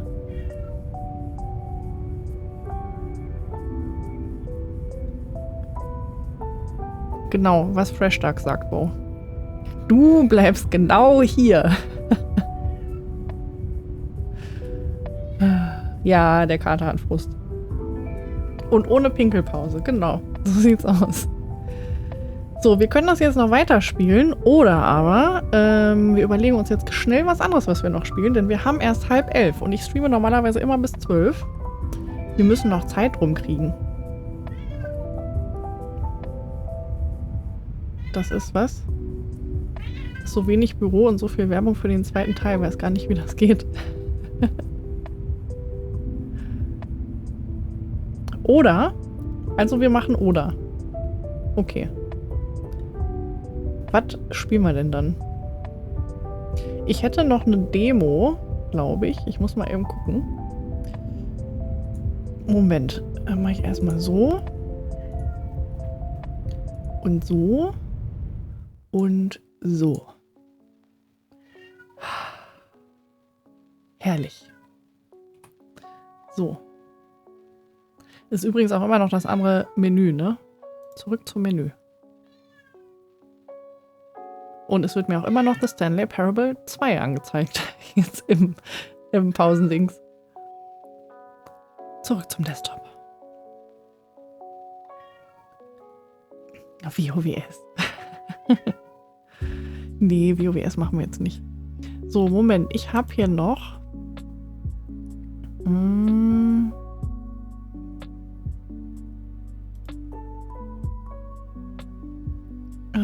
Moment, da muss ich jetzt nochmal hier gucken. Shop-Seite. Nein! Nein! So. Ich hätte noch die Demo von Luto.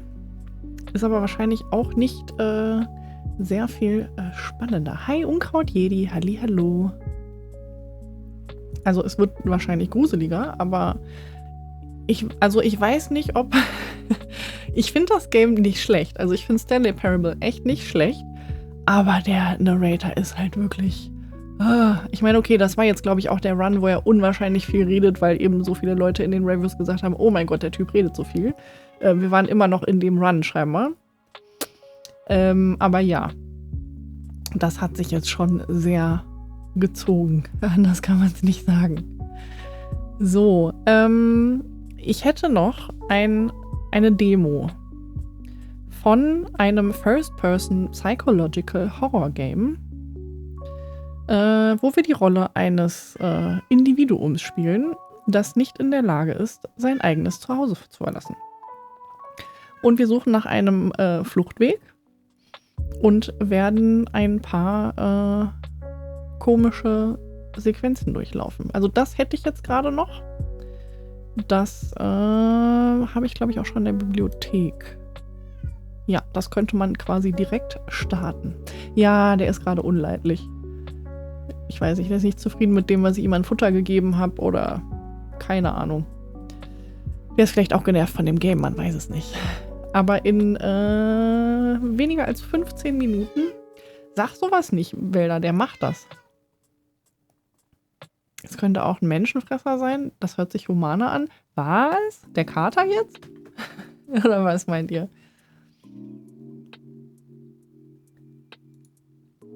So. Ich freue mich gerade so, meine entspannte Musik zu hören. Ne? Oh, ich habe vergessen, mir was Neues zu trinken mitzubringen. Aber in weniger als 15 Minuten ist eben meine Pizza fertig. Die hole ich dann mal kurz aus dem Ofen. Das war jetzt echt anstrengend. So, was hätten wir denn sonst noch?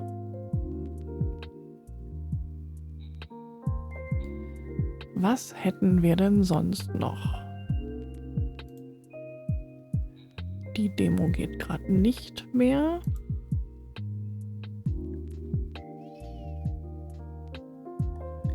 So, ansonsten, wenn noch jemand irgendwelche Vorschläge hat, außer WoWS, nehme ich die sehr gerne entgegen und gucke mal, ob das machbar ist.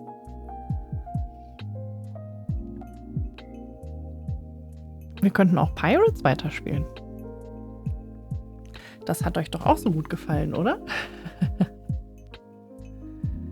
So.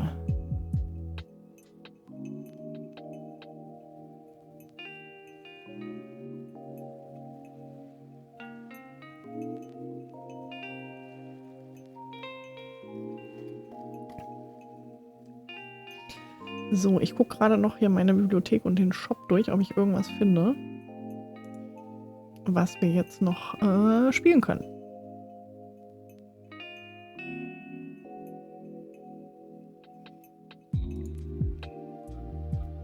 Wie gesagt, wenn ihr noch Vorschläge habt, außer WoWS, bin ich dafür sehr gerne offen.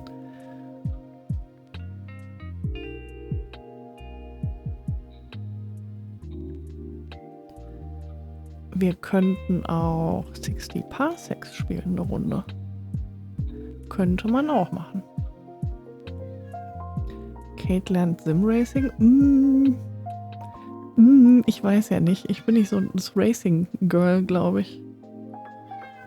Gesangsstream? Ja, nee, dafür müsste ich dann halt nochmal einen extra Stream machen. Kater ist gut jetzt. Nee, es reicht jetzt. Weil wegen Copyright oder so. Oder das mit dem Bunker. Das mit dem Bunker? Du meinst 60 Seconds? Oder was meinst du?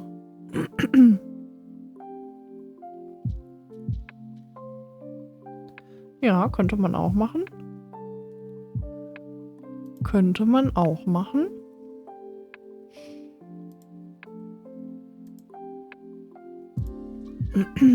Das müsste ich dann aber mal eben kurz runterladen. Ist aber nicht sehr groß.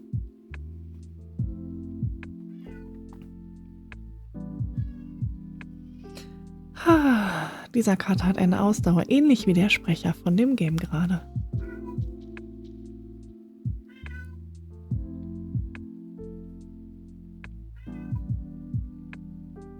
Obwohl bei Games, die Bo jetzt vorschlägt, sollte ich vorsichtig sein, oder? Gebranntes Kind und so. Apokalypse ist humaner als Stanley. Ja, das ist vielleicht sogar wahr. Das ist vielleicht sogar wahr.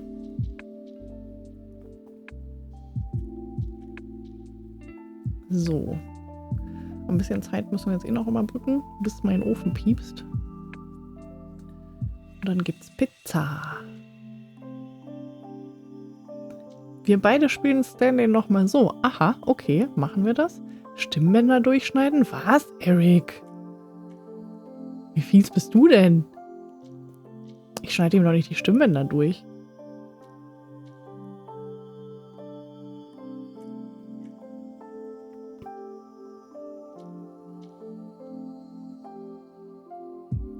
So. Das ist schon mal runtergeladen. Das ist sehr gut.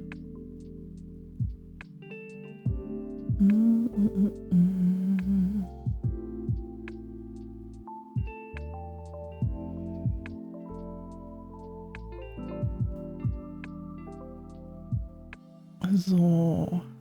Das hätten wir noch. Ach so, ja, stimmt. Du hast vollkommen recht. Sollst du ja auch nicht machen, da war ein Arzt. Nee, das weiß ich nicht. Das ist Tierquälerei, das muss nicht sein.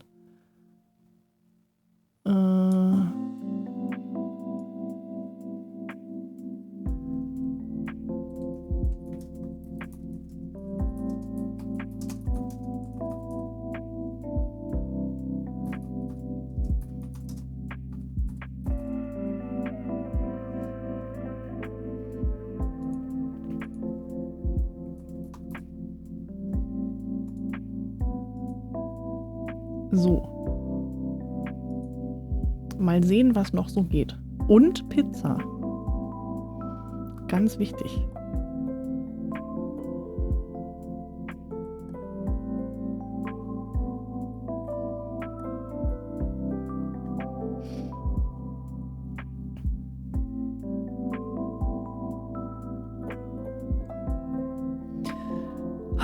Ich genieße gerade ehrlich gesagt ein bisschen die Stille.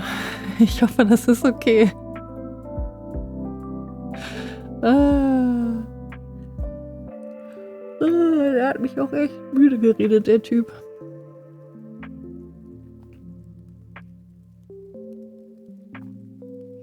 Ziemlich müde geredet, der Typ. So.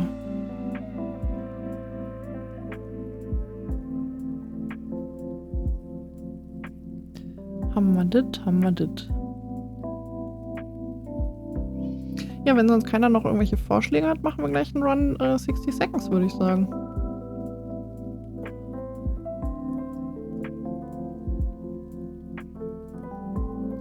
Klingt doch nach einem Plan, oder?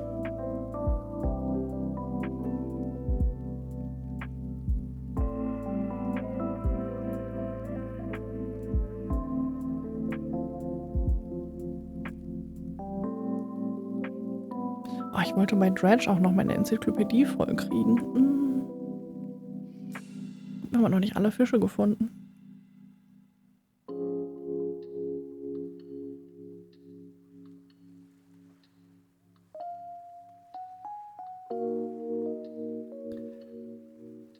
Entschuldigung. Bei mir ist jetzt gerade auch ein bisschen die Luft raus nach dem Game.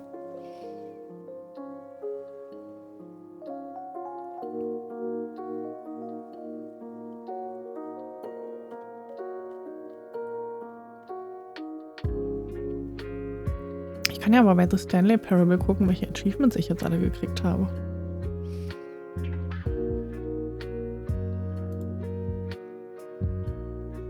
So, 3 von 11. Wow. Wow.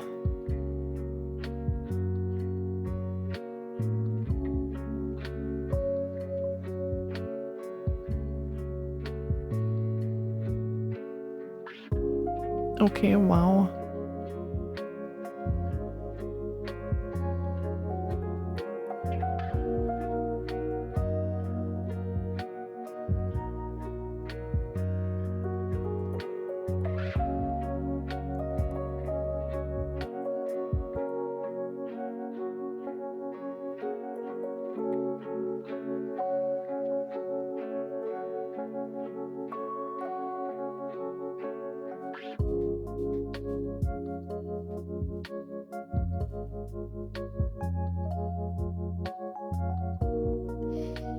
Drei Enden, ja. Aber wir haben auch sehr lange gespielt, ne? Und vor allen Dingen, wir hatten da jetzt auch Runs dabei, die echt lange gegangen sind. Da kann ich ja nichts für. Tut mir ja sehr leid, dass ich das Spiel nicht zu deiner Zufriedenheit gespielt habe.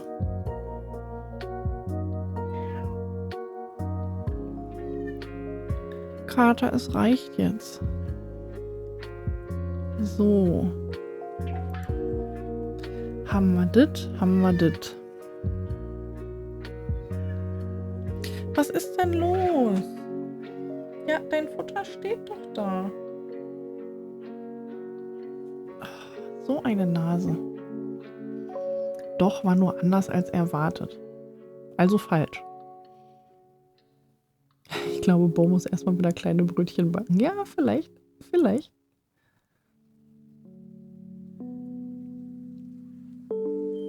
Oh, mein Ofen piepst. Ich gehe mal kurz meine Pizza rausholen. Ich bin gleich wieder da.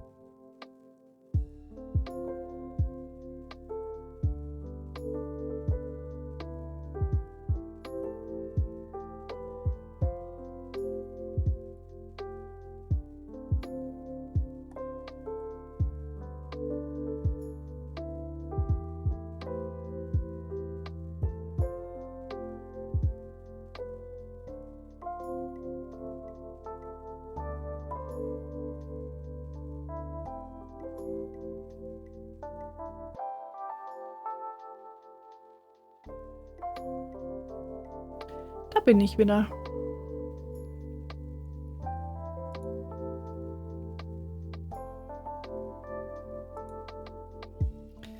So, was habe ich verpasst? Mehr Büro, weniger das andere. Ja, sag ich doch. Dann habe ich es ja falsch gespielt.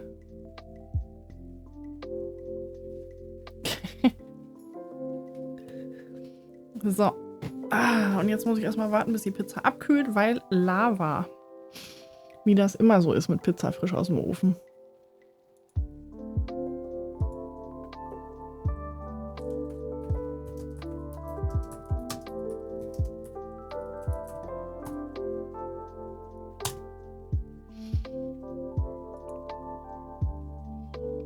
So. Starten wir mal das Spiel. Oh, ich will diese Pizza jetzt essen. So Bock da drauf.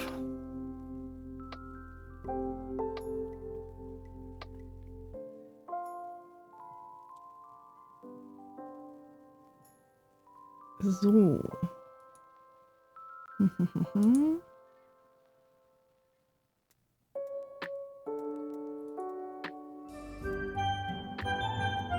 Oh je, das ist laut. Das muss ich erstmal leiser machen. So. Ah, ist doch auch direkt viel fröhlichere Musik, oder? Wunderbar. So, dann ändern wir mal noch die Stream-Kategorie.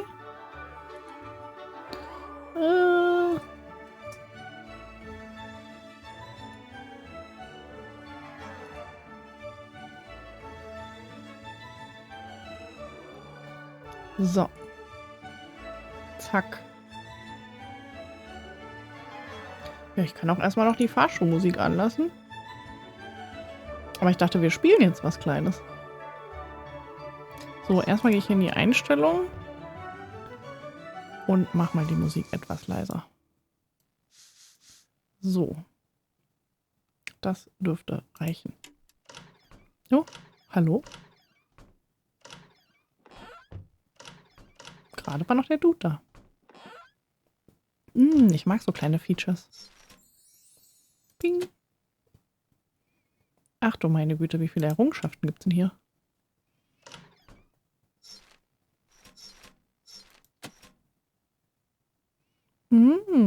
Okay. Okay. Was ist das? Ah, die Credits. Okay. Okay, okay. So. Kann ich jetzt schon gefahrlos in meine Pizza beißen, ohne dass ich mir den Gaumen verbrenne? Geht. Voll gut. Und was habt ihr so Schönes? Ich habe Pizza. Die jetzt auch echt nötig ist. Nach dem ganzen Stress. So, wir starten ins Game. Neues Spiel. Wähle dein atomares Abenteuer. Atomschutzübung. Tutorial. Sollen wir das Tutorial machen? Wäre vielleicht nicht verkehrt, ne?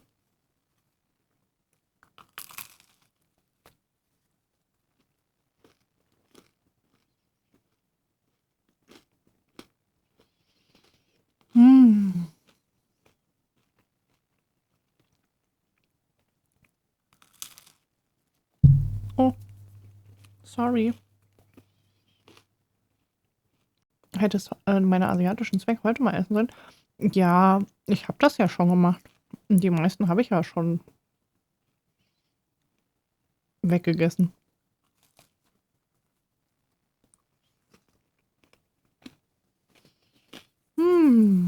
So.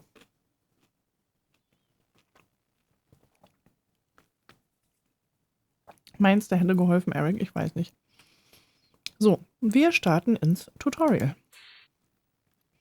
Lerne, wie man sammelt und eine nukleare Apokalypse überlebt.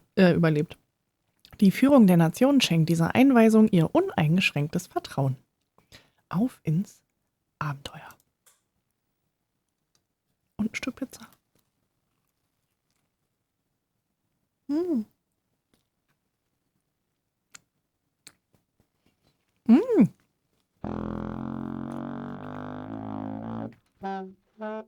Okay, das ist aber 3D jetzt. Das war vorher nicht so, ne? Halten Sie die Greifentaste gedrückt, um meine Worte zu überspringen. Okay. Gehe zum gelben X. Okay. Vielleicht besteht ja noch Hoffnung für Sie, aber schön in Bewegung bleiben. Okay. Ups. Gehe zum nächsten gelben X. Das ist aber weird. Vorher war das nicht so ein 3D, oder? Ich meine, das ist jetzt das Re-Atomized. Das war erst der Anfang. So, okay. Finde Timmy. Timmy, wo bist du? Kein Timmy. Hier ist Timmy. Ist das Timmy? Du siehst aus wie ein Timmy.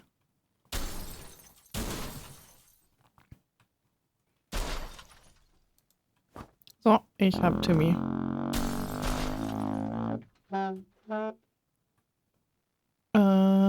Vielleicht wollen Sie noch andere Familien in Ihrer Entscheidung? Ja, doch. Eigentlich schon. Kann ich dich noch mitnehmen? Ich muss erst markierte Dose finden.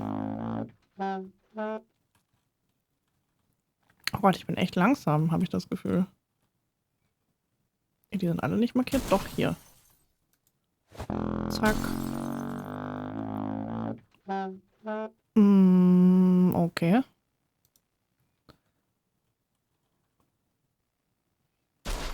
Wasservorrat. Wo hatte ich denn Wasser? War hier nicht auch schon da? Da ist doch Wasser, oder?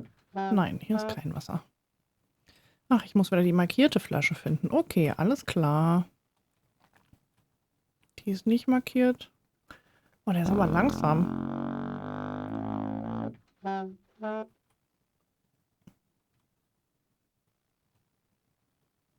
Ja, ich suche ja schon.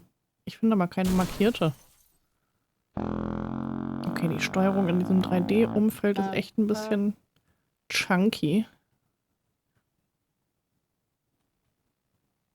Die ist auch nicht markiert. Die kann ich auch nicht mitnehmen. Hier.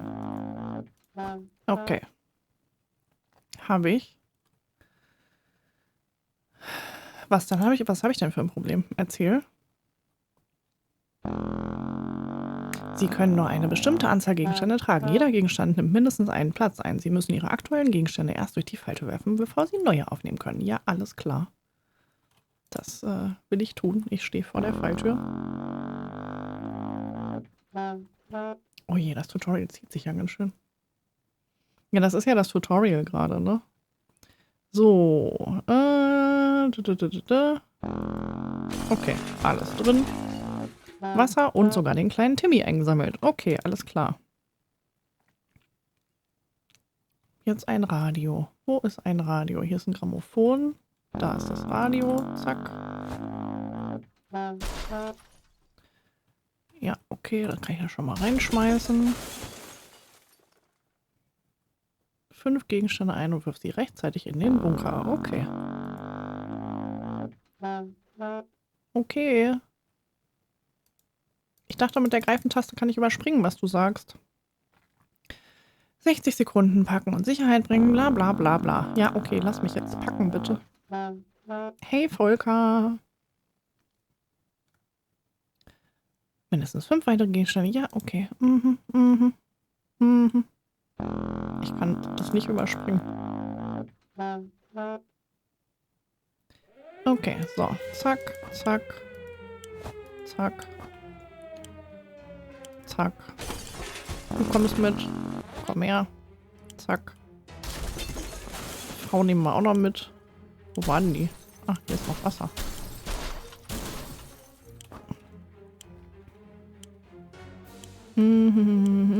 Da ist die Frau. So, kann ich den Koffer noch mitnehmen? Kann ich nicht.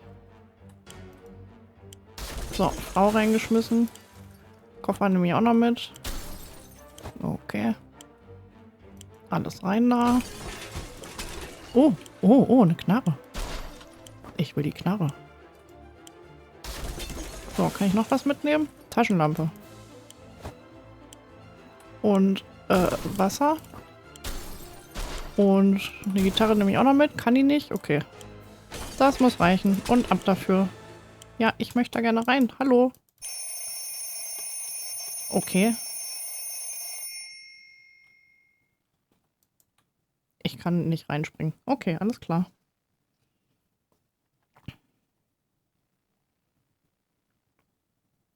Ja, Essen habe ich. Er sagte mir irgendwas, ich habe genug Vorräte.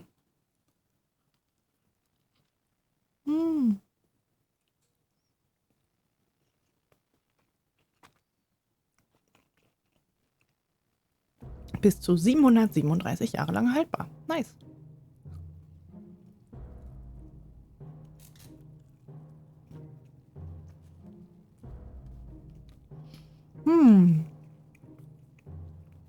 Cool, nur 3 Dosen Suppe. Ich hätte mehr mitnehmen sollen. Tag 1. Sie haben es in den Bunker geschafft. Aber die Übung ist noch nicht vorbei. Hier ist Endstation für Sie sowie alles und alle, das Sie und die Sie mitgenommen haben. Mehr gibt es nicht. Machen Sie das Beste draus. Im Laufe der nächsten Tage lernen Sie, wie man hier unten überlebt, während die Welt oben in Flammen steht. Erkunden Sie Ihre Umgebung und interagieren Sie mit ihr. Bei verstecktem oder geschlossenem Tagebuch können Sie stets Nützliches über Ihren Bunker und seine Bewohner erfahren. Das Wichtigste zuerst. Wir müssen Nahrung und Wasser rationieren. Wenn Sie sich und Ihre Leute nicht versorgen, können Sie Ihren Arsch darauf verwetten, dass niemand das Tageslicht wiedersehen wird. Solange Sie über Nahrung und Wasser verfügen, teilen Sie einer Person eine Ration zu, indem Sie auf eine Dose oder Flasche unter Ihrem Porträt klicken. Sie können auch beides auf einmal zuweisen, indem Sie einfach auf das Bild der Person klicken. Natürlich können Sie Ihre Vorräte auch für später hamstern, aber ein Durchschnittsmensch überlebt nur 4 Tage ohne Wasser. Was die Nahrung angeht, je länger Sie Ihren Leuten Rationen verweigern, desto schwächer und anfälliger für Krankheiten werden sie. Selbst wenn Sie sie gesund pflegen können, wird es Sie einige Dosen und viel Zeit kosten, Ihre Kräfte wiederherzustellen. Okay, ich würde sagen, wir sind alle noch okay, ne? Ja, erstmal kriegt ihr nix. Da dies Ihr erster Tag hier unten ist, müssen Sie sich zunächst an Ihre Umgebung gewöhnen. Glauben Sie mir, das Surren der Lüftung kann jeden in den Wahnsinn treiben, wenn man sich nicht beschäftigt. Ruhen Sie sich etwas aus, morgen geht's weiter. Gute Nacht. Okay. Nice. Tag 2. Guten Morgen, Überlebende. Hoffentlich haben Sie gut geschlafen. Sind die Betten bequem genug? Nein? Nun ja, gewöhnen Sie sich besser dran, denn Sie werden eine Weile hierbleiben. Auch der heutige Tag beginnt wie jeder Tag mit der Rationierung der Vorräte, aber danach liegt etwas anderes an. Hören Sie zu? Gut. Es besteht das Risiko, dass Ihnen die Vorräte ausgehen. Alles kann nützlich sein, aber ohne Lebensmittel überleben Sie nicht. Dann segnen Sie schneller das Zeitliche, als Sie Corn Dog sagen können. Deshalb müssen Sie zur Aufstockung der Vorräte manchmal Menschen an die Oberfläche schicken. Eine Expedition muss einen Tag vor Aufbruch vorbereitet werden, aber seien Sie auf der Hut. Müde Überlebende können nicht an Expeditionen teilnehmen. Heute überspringen wir die Vorbereitung und schicken direkt eine mutige Person nach draußen. Es war ein ruhiger Morgen für Ted und es geht ihm gut. Mary Jane geht bewundernswert mit der Situation um. Sie sieht heute gut aus. Bis jetzt war der Tag für Dolores in Ordnung. Timmy ist ein wahrer Pfadfinder. Er macht das Beste aus der Situation und wirkt sogar fröhlich. Okay, habe ich jetzt hier schon irgendwas? Nein, ne? Kriegen noch nix. Tag 2. Eine Ödland-Expedition ist kein Spaziergang. Zu früh oder ohne Gasmaske wird sie schnell zur Kamikaze-Mission. Schicken Sie nur gesunde und gut ernährte Personen raus. Kranke, Verletzte und Verrückte gehen da draußen eher drauf. Sie können jeweils nur eine Person losschicken. Versuchen wir es mal. Heute müssen Sie jemanden nach oben schicken, aber wenn die Expedition mal ausfallen soll, wählen Sie einfach niemanden aus. Okay, wer soll gehen? Wir schicken Dolores. So. Tag 3. Okay. Dies ist eine Übung, daher kommt die erkundende Person gleich zurück. Im Ernstfall kann sie aber mehrere Tage unterwegs sein. In der Zwischenzeit werden sie mit Problemen konfrontiert, die sie an ihre Grenzen bringen. Sie müssen Entscheidungen treffen, die selbst dem edelsten Mann das moralische Rückgrat brechen können. Wir werden sehen, aus welchem Holz sie geschnitzt sind. Rationieren Sie aber zuerst Nahrung und Wasser. Es soll ja niemand verhungern, oder? Dolores ist auf ihrem Weg nach oben. Hoffen wir, dass sie wohlbehalten zurückschafft. Wo ist Wasser, wenn Ted es braucht? Können wir etwas Wasser erübrigen? Mary Jane fragt ständig danach. Ja, Mary Jane ist, glaube ich, aber gerade draußen, oder? Nee, Mary Jane ist hier. Timmy ist genügsam, aber er sollte etwas trinken. Gut, dann kriegst du Wasser, du kriegst Wasser und du kriegst Wasser. Durstig, durstig, durstig. Nicht da. Okay. Als Soldat mangelt es mir grundsätzlich an Fantasie, aber benutzen Sie jetzt mal Ihre. Stellen Sie sich vor, Sie finden den Hamster Ihrer Kinder, der es irgendwie in den Bunker geschafft hat. Die Kinder freuen sich garantiert und Sie ebenfalls. Es geht doch nichts über Essen, das selbst zu Ihnen kommt. Jetzt liegt es an Ihnen. Werfen Sie ihn in den Kochtopf. Könnte unsere Kinder traumatisieren. Ein Hamster gibt nicht viel Nahrung, also nein.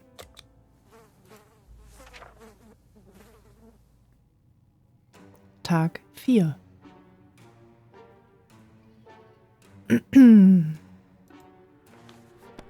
Eine gute Entscheidung. Der kleine pelzige Kerl darf bleiben und zunehmen. Bald gibt er eine umso größere Mahlzeit ab. Vielleicht sogar die einzige, wenn der Dosenvorrat ausgeht. Ist der nicht verstrahlt, wenn er von draußen kommt? Möglich. Ja, denke ich auch. Ted hat keinen Durst mehr, Mary Jane hat keinen Durst mehr und Timmy hat auch keinen Durst mehr.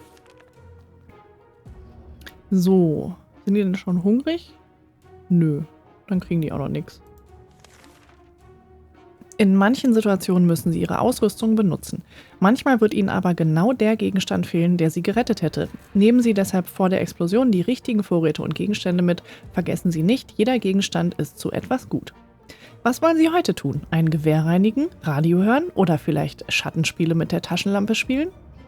Wir könnten Radio hören, oder? Ich glaube, wir hören Radio.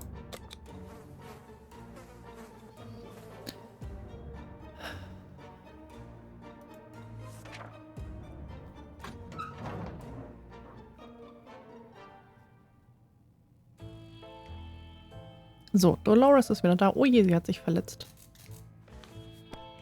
Habe ich jetzt Radio ausgewählt? Ich weiß es gar nicht mehr. Das Radio ist notwendig, damit sie die Verbindung zur US-Armee aufnehmen und außerdem die Ohren nach potenziellem Ärger aufhalten können. Mit etwas Glück hören sie vielleicht sogar etwas Musik. Gute Nachrichten, die Expedition ist zurück. Einige Expeditionen beschaffen zusätzliche Vorräte, andere nicht. Manchmal kehrt die erkundende Person mit einer fiesen Verletzung oder gar strahlenkrank zurück. Glauben Sie mir, da können Sie darauf verzichten. Nachts zu leuchten ist nicht ganz so lustig, wie es klingt. Diesmal wurde die erkundende Person verletzt. Doch nach vorschriftsmäßigem Gebrauch eines Verbandskastens wird sie sich erholen. Den Verbandskasten können Sie beim Rationieren verwenden. Dolores wurde verletzt und würde wirklich gerne etwas essen. Es geht ihm relativ gut. Mary Jane hat heute keinen Ärger gemacht und der Ärger hat es auch nicht gewagt, ihren Weg zu kreuzen. Und was mit Timmy? Einigermaßen gut zu gehen, soweit man das in unserer Lage sagen kann. Okay, das ist schon mal nicht schlecht. So, sie bekommt Verbandskasten. Hungrig. Dann kriegt sie auch was zu essen. So. Mindestens ein Erwachsener muss am Leben bleiben. Wenn Sie Ihren letzten Überlebenden an die Oberfläche schicken, haben Sie bis zu seiner Rückkehr keine Kontrolle darüber, was in Ihrem Bunker geschieht. Und wenn er zurückkehrt, hat sich vielleicht schon jemand den Bunker geschnappt. Ein gutes Vorhängeschloss mag Schutz bieten, aber nicht lange. Heute war ein anstrengender Tag. Gönnen Sie sich etwas Schlaf. Wenn es soweit geschafft haben, schlagen Sie sich großartig und haben eine Chance, diesem Erdloch zu entfliehen. Hoffentlich bald, aber nehmen Sie mich nicht beim Wort. So viel dazu. Tag 6. Okay. Wir haben zwar gerade erst jemanden rausgeschickt, aber heute könnten wir noch einen Versuch wagen, oder? Beim ersten Mal sollten Sie bloß einen tapferen Freiwilligen wählen, auf dass er die Lage rette. Diesmal können Sie der erkundeten Person außerdem nützliche Ausrüstung mitgeben. Speisen Sie Ihre Truppen. Wir sehen uns am Bunkereingang. Dolores hat eine Weile nichts gegessen, Dolores' Wunden wurden verarztet. Ich habe ihr doch was zu essen gegeben. Ohne Wasser überlebt Ted nicht. Wasser für Mary Jane zu besorgen klingt nach einer guten Idee. Timmy ist genügsam, aber er sollte etwas trinken. Was? Okay, Ted. Durstig. So. Sie hat immer noch Hunger, dann kriegt sie noch ein bisschen Suppe. Durstig. Sie kriegt auch was zu trinken. Er kriegt auch was zu trinken. So. Weiter. Draußen kann alles nützlich sein und manche Gegenstände erhöhen sogar die Überlebenschancen des Erkunders. Ich sehe, dass Sie einen Koffer besitzen. Praktisch. Mit einem Koffer kann Ihr Sammler mehr tragen. Na los, wählen Sie etwas. Was soll mitgenommen werden? Nichts, offensichtlich. Wer soll nach draußen gehen? Wir schicken mal Mary Jane raus. Was haben wir hier noch? Achso, okay. So.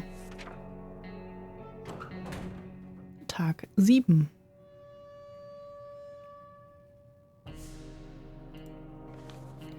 Morgen.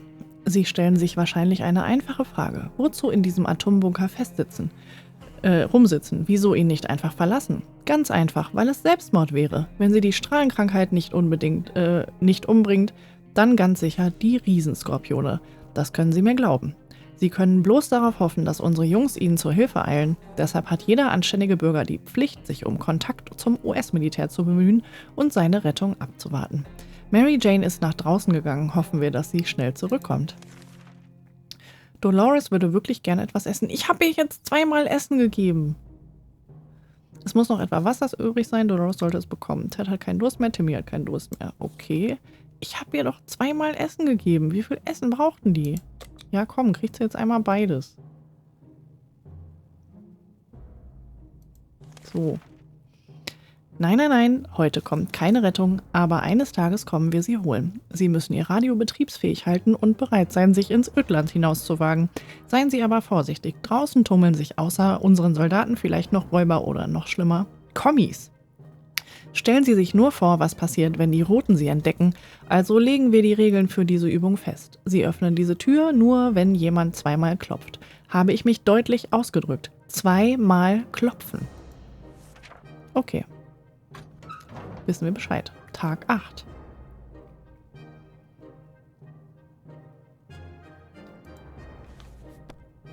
Manche Tage werden richtig hart. Behalten Sie das im Hinterkopf.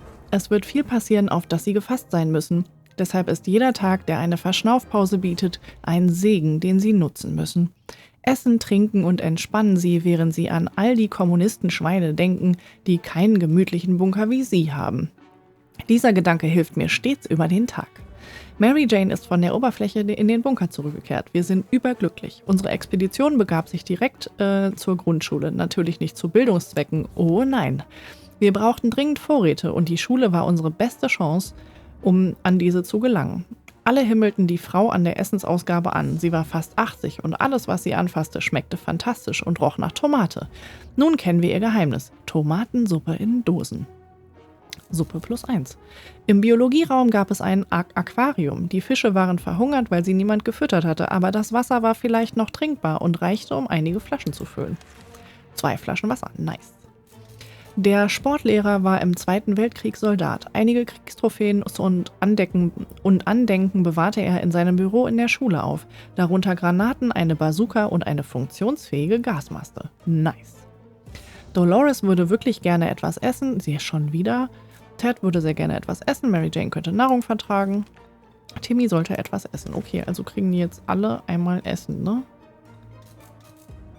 Und, warte mal, Dolores, war das mit Wasser? Nee, Wasser brauchte sie nicht mehr. Okay. Dann kriegen jetzt alle ein bisschen Nahrung. Zack, zack, zack, zur Feier des Tages und go. Solange sie ihre Vorräte stets aufstocken und vorsichtig bleiben, sollte ihnen nichts passieren. Allerdings kann ihnen jede getroffene Entscheidung noch nach einigen Tagen oder Wochen um die Ohren fliegen. Wägen Sie genau ab. Dies ist eine Übung, aber wenn die Bomben wirklich fallen, ist das eine völlig andere Geschichte. Tag 9. Eieiei, sehen alle schon etwas durcher aus. An ihrer Stelle würde ich die Tür im Auge behalten. Unsere Rettungsmannschaften könnten nun jeden Tag bei ihnen eintreffen. Aber Vorsicht, dies ist ein postapokalyptisches Szenario, da weiß man nie. Mary Jane könnte etwas Nahrung vertragen, Ted ist nicht mehr hungrig, ohne Wasser überlebt Ted nicht, schon wieder. Dolores hat keinen Hunger mehr, sollte dringend etwas trinken. Okay, Wasser, Essen und Wasser. Zack. Jemand ist an der Tür. Es klopft mehrmals. Bei genauem Hinhören können Sie 3 Klopfzeichen ausmachen. Öffnen Sie die Tür. Nein. Tag 10.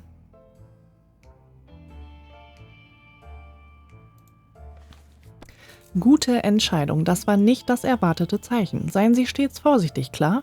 Und bleiben Sie fokussiert, dann passiert Ihnen und Ihrer Familie vielleicht nichts. Oder jedenfalls den meisten von Ihnen. Mary Jane ist ziemlich hungrig. Die hat doch gerade was gekriegt. Wasser für Mary Jane zu besorgen, klingt nach einer guten Idee. Ted ist nicht mehr durstig. Ohne Wasser überlebt Dolores nicht lange. Timmy hat keinen Durst mehr. Oh mein Gott. Okay, sie braucht Wasser. Sie braucht beides. Nix, nix. Eine weitere Abfolge von Klopfzeichen reißt sie aus dem konzentrierten Schäfchenzählen. Jemand hämmert mit Wucht gegen ihre Tür und wird wahrscheinlich kein Nein akzeptieren. 2 Klopfgeräusche, immer wieder das gleiche Muster. Öffnen Sie die Tür? Ja. Und wir sind tot. Ende. Nice. Voll gut. Gut gemacht, Sie befinden sich nun in der Obhut unserer tapferen Soldaten. Nun gibt's Apple Pie für uns alle. Sie haben es sich verdient. Wir haben 11 Tage in unserem Bunker verbracht. Tag 1, die Atomschutzübung beginnt. Tag 8, zurück auf die Schulbank. Tag 10, Übung erfolgreich absolviert. Ich weiß, das war das Tutorial. I know, I know. Du hast überlebt. Wunderbar. Wunderbar. Sehr, sehr schön. Das können wir morgen gerne noch weiterspielen, aber ich würde dann jetzt ehrlich gesagt wirklich leider Gottes schon Feierabend machen. Denn meine Pizza wird kalt, ich will sie essen und ich will euch nicht die ganze Zeit einen voressen und ich bin echt durch, merke ich gerade. Ich kann kaum noch lesen. So, Moment. Genau, langes Elend. So sieht's aus. Ich raide euch jetzt noch rüber. Ich glaube, der ist noch live. Moment, ich muss mal eben kurz gucken.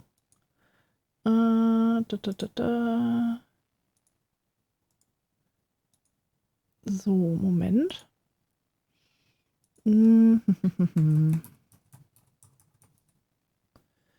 Ja, der ist noch live. Und zwar raide ich euch jetzt rüber zu mich mit Hund. Der ist nämlich noch live. Lasst auf jeden Fall mal liebe Grüße da. Ich werde auch noch ein bisschen rumlurken. Und ja, wir sehen uns auf jeden Fall morgen. Um 19 Uhr geht's los. Und dann gucken wir mal, ob wir mit 60 Seconds weitermachen oder ob wir vielleicht noch was anderes Nettes finden. Aber The Stanley Parable sind wir, glaube ich, erstmal mit durch. Ich glaube, da sind wir uns einig. Ich wünsche euch viel Spaß drüben. Wie gesagt, lasst liebe Grüße da. Und wir sehen uns auf jeden Fall morgen, würde ich sagen. Schlaft gut, kommt gut ins Bett und viel Spaß bei mich mit Hund. Macht's gut.